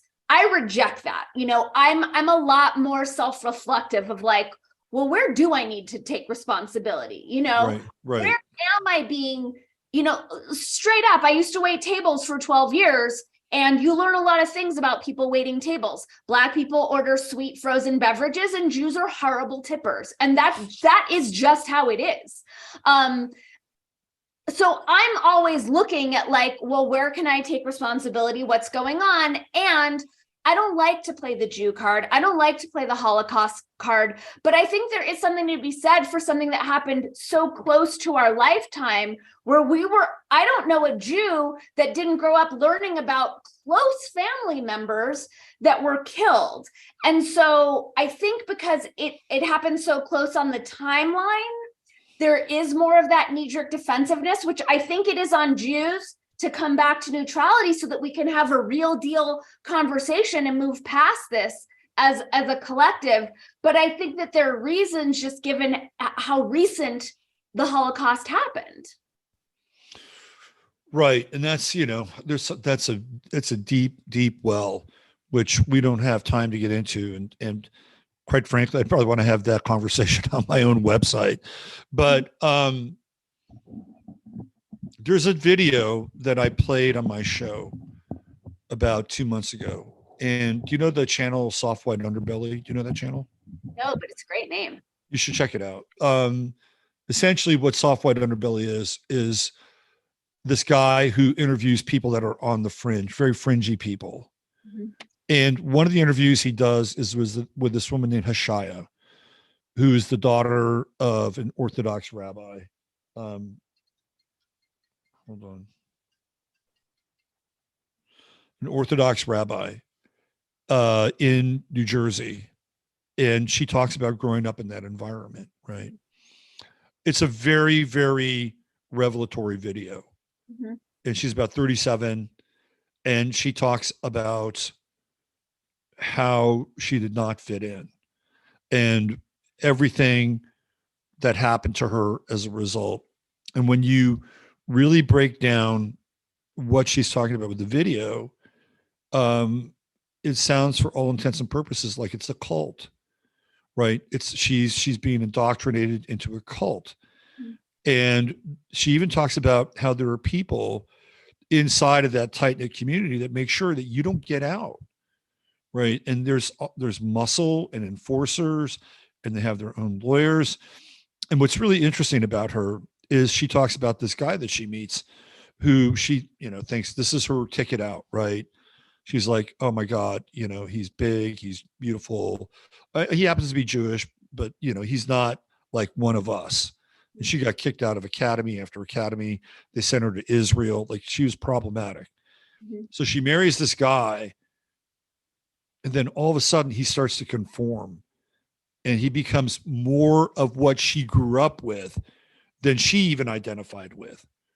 Right. So it's almost like, he's kind of on the fringe, but then all of a sudden he gets sucked into the cult. Mm-hmm. Right. And he's rewarded. I guarantee you the guy's rewarded. Mm-hmm. He's rewarded with his business, with contracts, and he sees the benefit and affiliation of being a part of that world.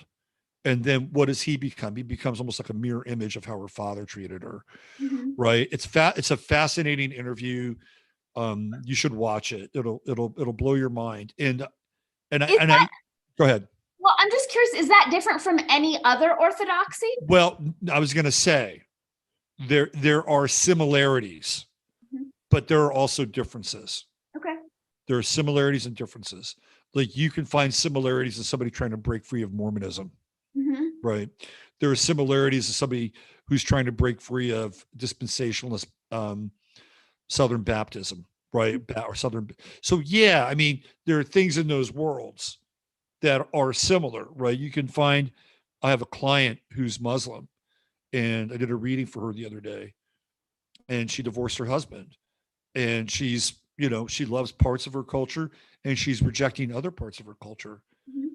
because, they're limiting for her, right? I mean, any orthodoxy is going to clamp down on independent thought and require you to devote yourself to the party line. I mean, trust me, I'm not a fan of Orthodox Jews. I'm not a fan of any orthodoxy. Right. The interesting part for me was, of course, her journey, her struggle, the things that she went through, right? But the interesting part for me was the non-observant husband mm-hmm. who marries her, and then all of a sudden he gets sucked in and right. starts to do the same thing that her father was in. Well, why is that? Well, he was getting benefits and power out of that relationship. He was getting contacts and contracts within that community that made his business better, more vibrant. He was being rewarded for doing those things. And then eventually she had to say, no, I'm out. I'm divorcing you. So how is that any different from the people who join Skull and Bones or a Thelemic order? Like, anytime someone joins some sort of tribe, they reap the benefits. I agree with you. Wholeheartedly. But here's the nub. This is the nub. Mm-hmm. The nub is, why didn't he just say, you know what? I love you. You're great. You're amazing. You're sexy. You're beautiful. And we'll experience this on our own. And we'll have our own path, right? We'll have our own path. And what happened is that he sold out. He sold out and was seduced by the benefits within that group and that community. Skull and Bones is a little bit different. It's a little bit different. You're not born into Skull and Bones. Like, I could tell you that guy probably. Though. What's that? Some people are. If you're a Skull and Bones, you're well. So that guy went to temple when he was young, right? So he was already familiar with that world, right? It's not like me saying, hey, You know, Mazel tov, right? So he has a relationship with that world. Skull and Bones is going to be a non-denominational group that is concentrated with the constellation of power. Doesn't matter if you're left, doesn't matter if you're right. If you're willing to sell your soul, you're in. Doesn't really matter. Do you think the Jews have more power in our world than Skull and Bones? That's a really good question, and I would say that. How would I define that? Because I'm looking at my bias here, and my bias would say no. My bias would say no.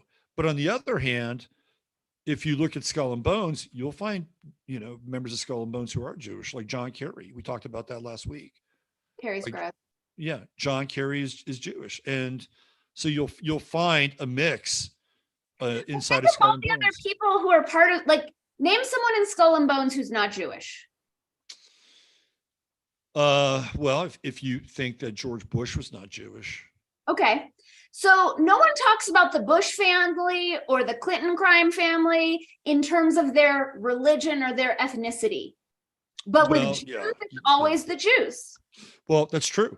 That's by the way, I do think Hillary Clinton is Jewish, if I'm not mistaken. My apologies. I atone for our people. That's a bummer. Right. And again, you get the intermixing of these families too. I mean, look at the Goldschmidt family. They will marry outside of their family so that they can assimilate. And it's, at the end of the day, right, we're talking about power and the accrual of power. And we're talking about groups within groups within groups. Right. Right. And sometimes and this is what I've said, sometimes these groups will work together. They'll work together. Just like when you look at the mafia worked together at times, and then they would turn on each other, right? Look at Godfather 2. You have Mo Roth and you have Michael Corleone, right? Mo Roth representing the Jewish mafia, right? Michael Corleone representing the Italian mafia, who had ties with the Jewish mafia because his father and Hyman Roth were very tight. Mm-hmm. And at the end of the movie, it's like, who's going to kill each other first, right? So this is what on this planet, this is what we're looking at. We're looking at groups that have self-interest and self-investments, right? That's what they have. And does that mean that they're always going to be kosher with one another? No, they will turn on one another if they need to, right? And then it comes down to these allegiances, and then you circle the wagons. I mean, so we live in a very, very weird world where there are, I believe, cliche truths about things. Totally. And there are asterisks and caveats with those cliche truths. And it's up to us to be able, and this is why it's important to have the conversation. And the one thing that Kanye West nailed in this interview with Lex Friedman, and I'm sure you picked up on it, was like, okay, you have the Holocaust and we have all these aborted babies that are Black in Planned Parenthood, right? So you have your pain, we have our pain.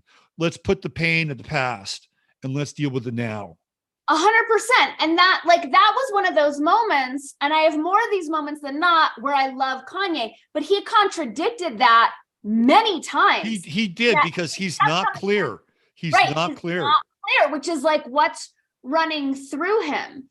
And I think where I think the Jew thing is a little different, it's fuzzier because of the conflation of Israel with Judaism, which I think is super deliberate, right? Because we know that Israel colluded with Black Lives Matter, but was it Jews who colluded? People will say that, but I don't think Israel represents Jews. Then you have like the Templars who stole all the wisdom and the wealth from King Solomon's temple, which was the Jewish inheritance. They created, is it usury?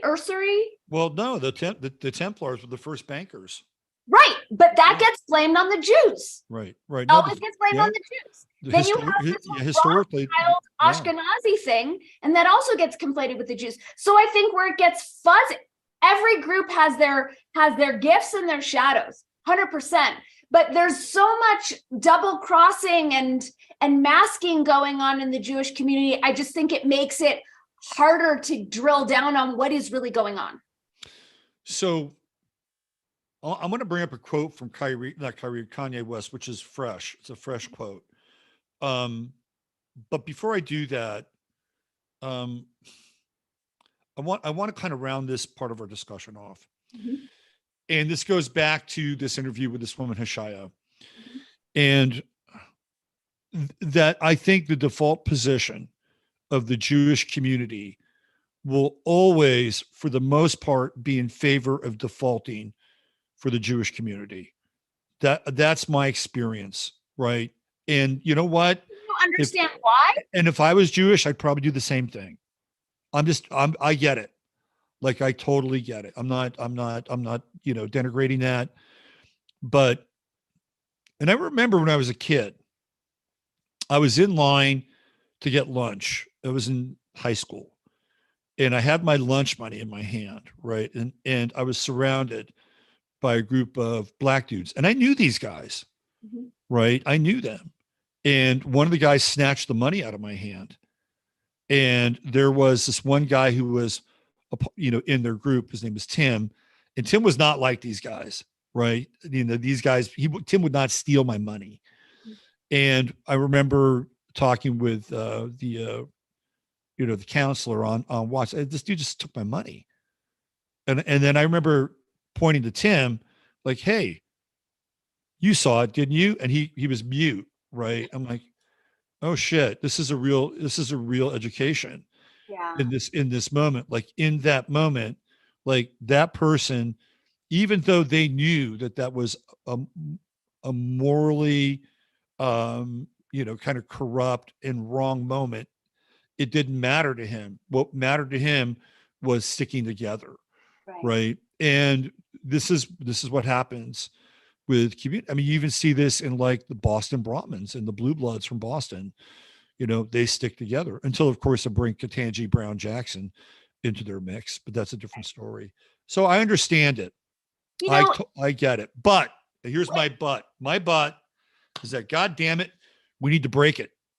We need to break it. We need to break the reflexive circle the wagon moment. Totally. Yeah. 1,000%. And this is the last thing I'm going to say on it, is like, in the wake of woke culture, right? And all this protecting everyone's hurt feelings, for every time someone comments, die kike, your family should be murdered, you're a blight on this planet, none of those people are getting their comments taken down. None of those people are getting deplatformed. All of that is fair game, which, by the way, I think it should be fair game. But it's like, it adds to the reason, to those feelings of like, does anyone have my back? Does anyone have our back on this planet? And that has an effect. Right. And by the way, I'm even like dealing with this kind of over here in my consciousness. It's like for the last, I don't know, since Obama became president, it was like Whitey this, Whitey that, Whitey guy this, Whitey guy that. I'm just being honest. There's a little bit of schadenfreude, and like, oh, you get to deal with it now. Right now you get to deal with it. And am I taking some kind of delight in that? I'm like, not really, but put it on. Let's see how it feels. And I think it's totally natural. And it's also why I think it's by design, because I think they were trying to do this blacky whitey thing. And now that they're doing it to Jews, I think a lot of the people who were shoved in the white camp will be like, oh, cool, now you guys deal with it. And I think it's totally natural, like all of this protecting people riles people up. None of it works. Right. So I'm just being transparent, right? Yeah, I get it. Because, that's a program in the back of my head. And again, I come back to this point where I'm in a white meat suit in this body, right? And I have some biological buy-in because I have offspring that is in the same meat suit, right? So I want to make sure that my kid gets a fair break in this world, no matter what, right? And even if he didn't look like me, I would still want to make sure that he got a fair break in this world. Let's be honest about that. So, all right, let me show you this quote from Kanye, and then I want to circle back to Ari Emanuel, and this will bring us into the conversation with Israel. Okay. So let's do this. Are you having a good time, Dani? I am having a good time. And I'm also happy that the snow's melting. We had a big snow this morning and last night. Well, that's kind of like, cool. It's not cool when you have to drive in it, though. As long as it's not nucleated snow. Okay, so here we go. Kanye shares text allegedly showing his trainer told him to apologize to Jewish people or be forcibly institutional. Appalling. He does not. I don't think he needs to apologize to anyone personally. So it says here, these are his squares, right? It's about how you act, blah, blah, blah. I will do anything, if you could please apologize to my people. One thing I will say is that, and Kanye said this several times, he kept calling out the Jewish people, not just the Jewish media. And that's where, and this is what I mentioned to you when we were texting yesterday, there's a sloppiness that is dangerous. You're going to get that with him, because my feeling, and I'm not apologizing for Kanye, but my feeling about Kanye is that he's somebody who is struggling to break free of his programming. Yeah. And I had a meme on Twitter that kind of went mini viral, which was Kanye leaves Westworld. And it's him and all these, dead bodies in a fake Western city, right? Kanye is the guy that escaped Westworld. Yeah. And his programming is, all over the place. It's all over the place. and he gets some things right, and then he'll contradict himself. And I think a lot of it has to do with the fact of what he's been through. And notice how he called out Planned Parenthood, and rightly so. But then when Lex asked him what he liked about Kim Kardashian, he was bragging about her DNA and her genetic stock. And I'm like, well, that's straight out of Eugenics 101. You're absolutely right. That gets all the way back to Jodorowsky in the final card in the 3-card spread, which is the Fool. Right. And so in human design, Kanye is a 1-3 splenic projector. Oh, that's interesting. And you know a little bit about human design, don't you? I do. He has one defined channel, and it's surrender. And it's not transpersonal, which is interesting because that's kind of out of his design, that he's always speaking for the people as though he's transpersonally designed, but he isn't. Well, he's the investigator martyr, right? And we can see him playing the martyr role. Big time. Yeah. And it was really funny because during the Lex Friedman interview, he says, I just feel like I get this inspiration from God. It's like a feeling, and I got to act on it, right? That is a splenic projector. And I would know because I'm a splenic projector. Okay. So I understand exactly what he's talking about. Right. I wouldn't use the same terminology because I think he conflates a lot of stuff. Yeah. But this is the piece of text that is troubling. Second option, I'm going to help you in one of a couple ways. First, you and I sit down and have a loving and open conversation, but you don't use cuss words, and everything that is discussed is based in fact and not some crazy stuff that dumb friend of yours told you or you saw in a tweet. Second option, I have you institutionalized again, where they medicate the crap out of you and you go back to zombie land forever. Play date with the kids just won't be the same. Okay. Like how do you reconcile this, right? I mean, it's playing into every fucking stereotype that you and I have just kind of put on the table and looked at. Right. From a number of different angles. And that's on the record, right? But again, like, how did that get leaked? How did the press get that? No one pays attention to the press here. Like, everyone acts as though this is all happening in a vacuum organically. Do you know what I'm saying?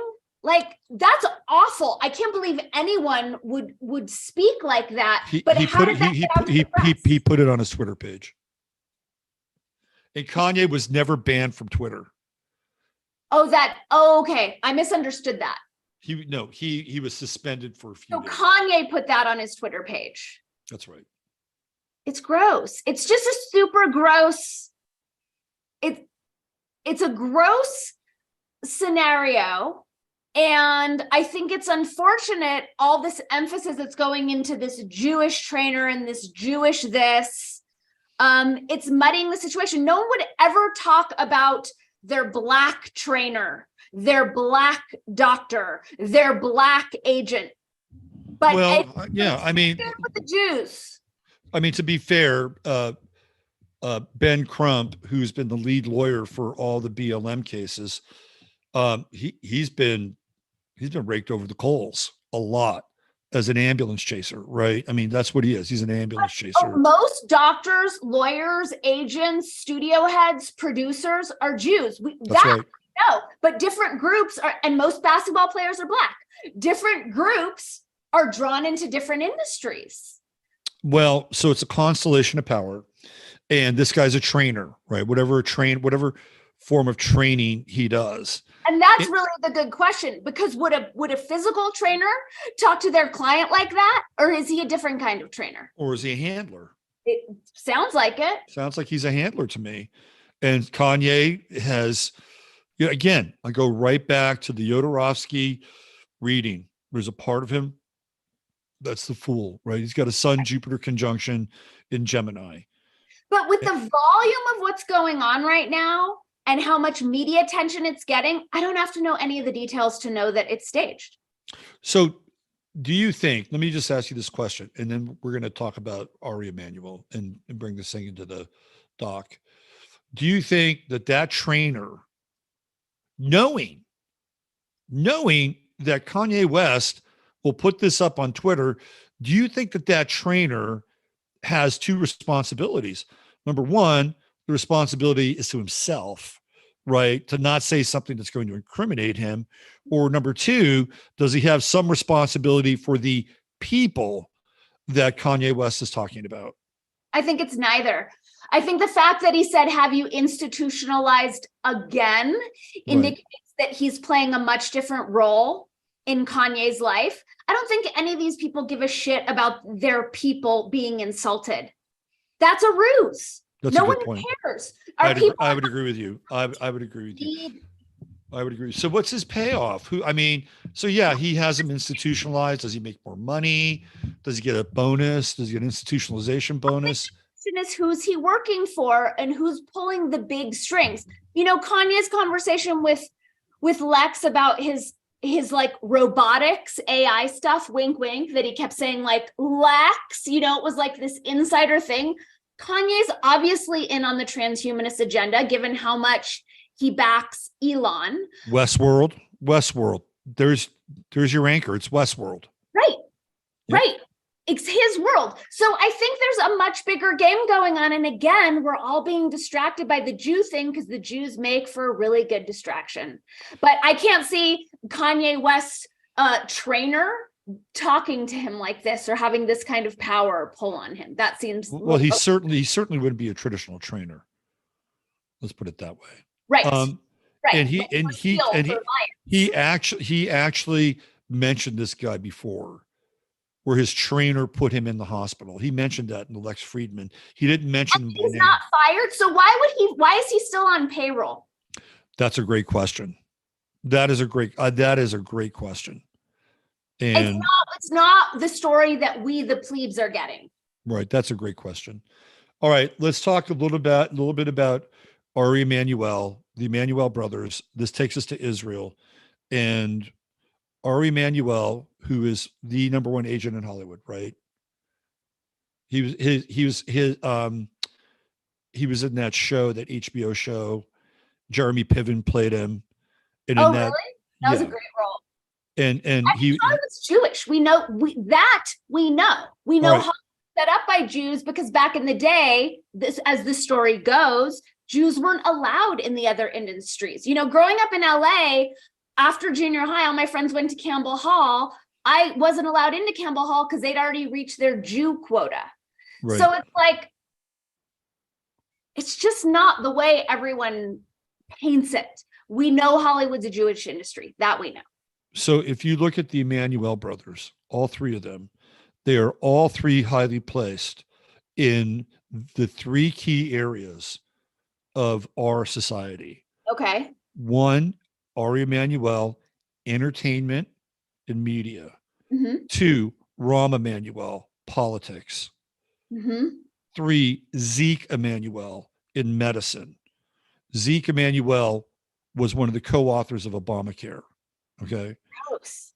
And Rahm Emanuel was one of Obama's right-hand people, eventually becomes the mayor of Chicago, right? So you have these three brothers that are extremely highly placed in these critical kind of industries and platforms. Mm-hmm. Their parents were members of the Ergun gang Okay. who helped theoretically liberate Israel, right? The Ergun gang, if you look at it on Wikipedia, is classified as a terrorist group. So this brings us back into the Israeli story, right? They're there, they're on the ground, and they're doing everything in their power to blow up the King David Hotel, work for David Ben-Gurion, and make sure that this thing happens in May of 1948, right? Mm-hmm. That's who they come from. And all three of them wind up at some of the highest levels of those industries Mm-hmm. that want to be incredibly influential: Mm-hmm. medicine, media, and politics. That's So, a bizarre coincidence. well, yeah, I'm not sure if it's that much of a coincidence. No, it doesn't seem like it at all. No, it's intentional, right? Right. Totally. And so I've had this conversation before with other people, and one of the things that I have lauded the Jewish community for is their fucking commitment, right? They're like, you can like look and say, well, they've got all these internecine relationships to support one another and get them into these schools. Like, there's a fucking commitment from day one that children will get the best education. Yes. Right?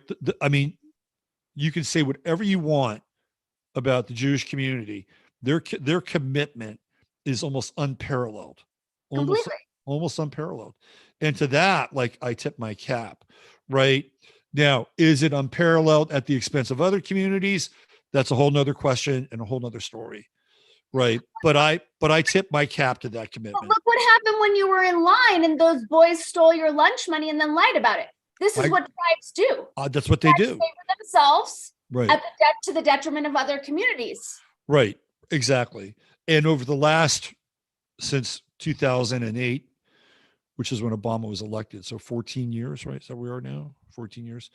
For the last 14 years, it's been a very interesting story around these so-called tribes, right? Because when you look at the whole Obama BLM story, like, okay, well, we're going to uplift you. You know, we're going to uplift the Queens and the Kangs, and we're going to give you Joy Reid. Oh, by the way, there's this woman, Tiffany Cross, who's part of that. Do you know who she is? Tiffany Cross.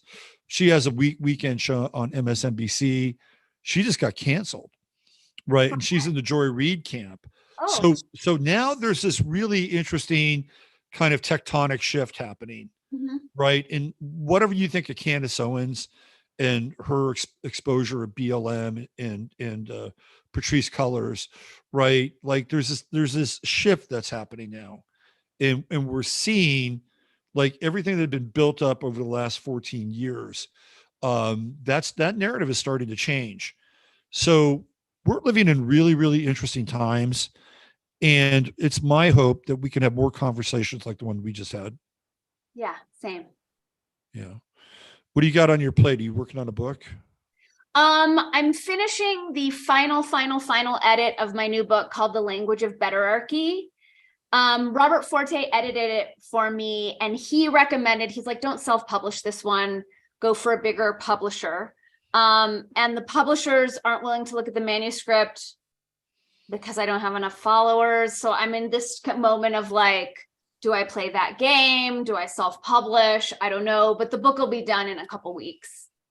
Congratulations. Thank you. Yeah, it's a good one. I'm really proud of this one. It's a big one. It's a complete dismantling of hierarchy and this erroneous notion that patriarchy is the root of all evil and that the solution is to put marginalized groups on top. So my perspective is, if we need there to be a losing class for there to be a winning class, then we're all losing. It's time to evolve out of status-based organization altogether. So I'm pinpointing hierarchical languaging and seeing, inviting people to flush that out of our lexicon. And that way, when we're speaking true equality and true empowerment, then the world and the systems that emerge from that language will necessarily reflect those values. That sounds great. And that sounds like what I've been talking about for years. When you have a group and you uplift that group at the expense of another group, that does nothing for anyone. It's not a solution. Everyone hates that group and you breed more resentment. That's right. And then the elites stay untouched. That's right. Absolutely. Yeah. And it's slated to be really simple and graceful, because I think a lot of people think overhauling our systems, there's so many moving parts, it's so overwhelming. And it's like, no. We shift the language and all of that will organically reorganize itself. Dani, I'll have you back on when your book gets published, and you're welcome here anytime. I love what you do. I love what you stand for. And I think you do great work. Thank you for being here. And where can people find you? Oh, thank you so much for having me. People can find me at danikatz.com, at quantumlanguaging.com. You can follow me on Instagram at something.dani. Subscribe to my YouTube channel, Words Are Matter. You can get to all of those through danikatz.com. Be sure to sign up for my newsletter there. Because of all the shadow banning and censorship, it's just the best way that we can stay connected. All right.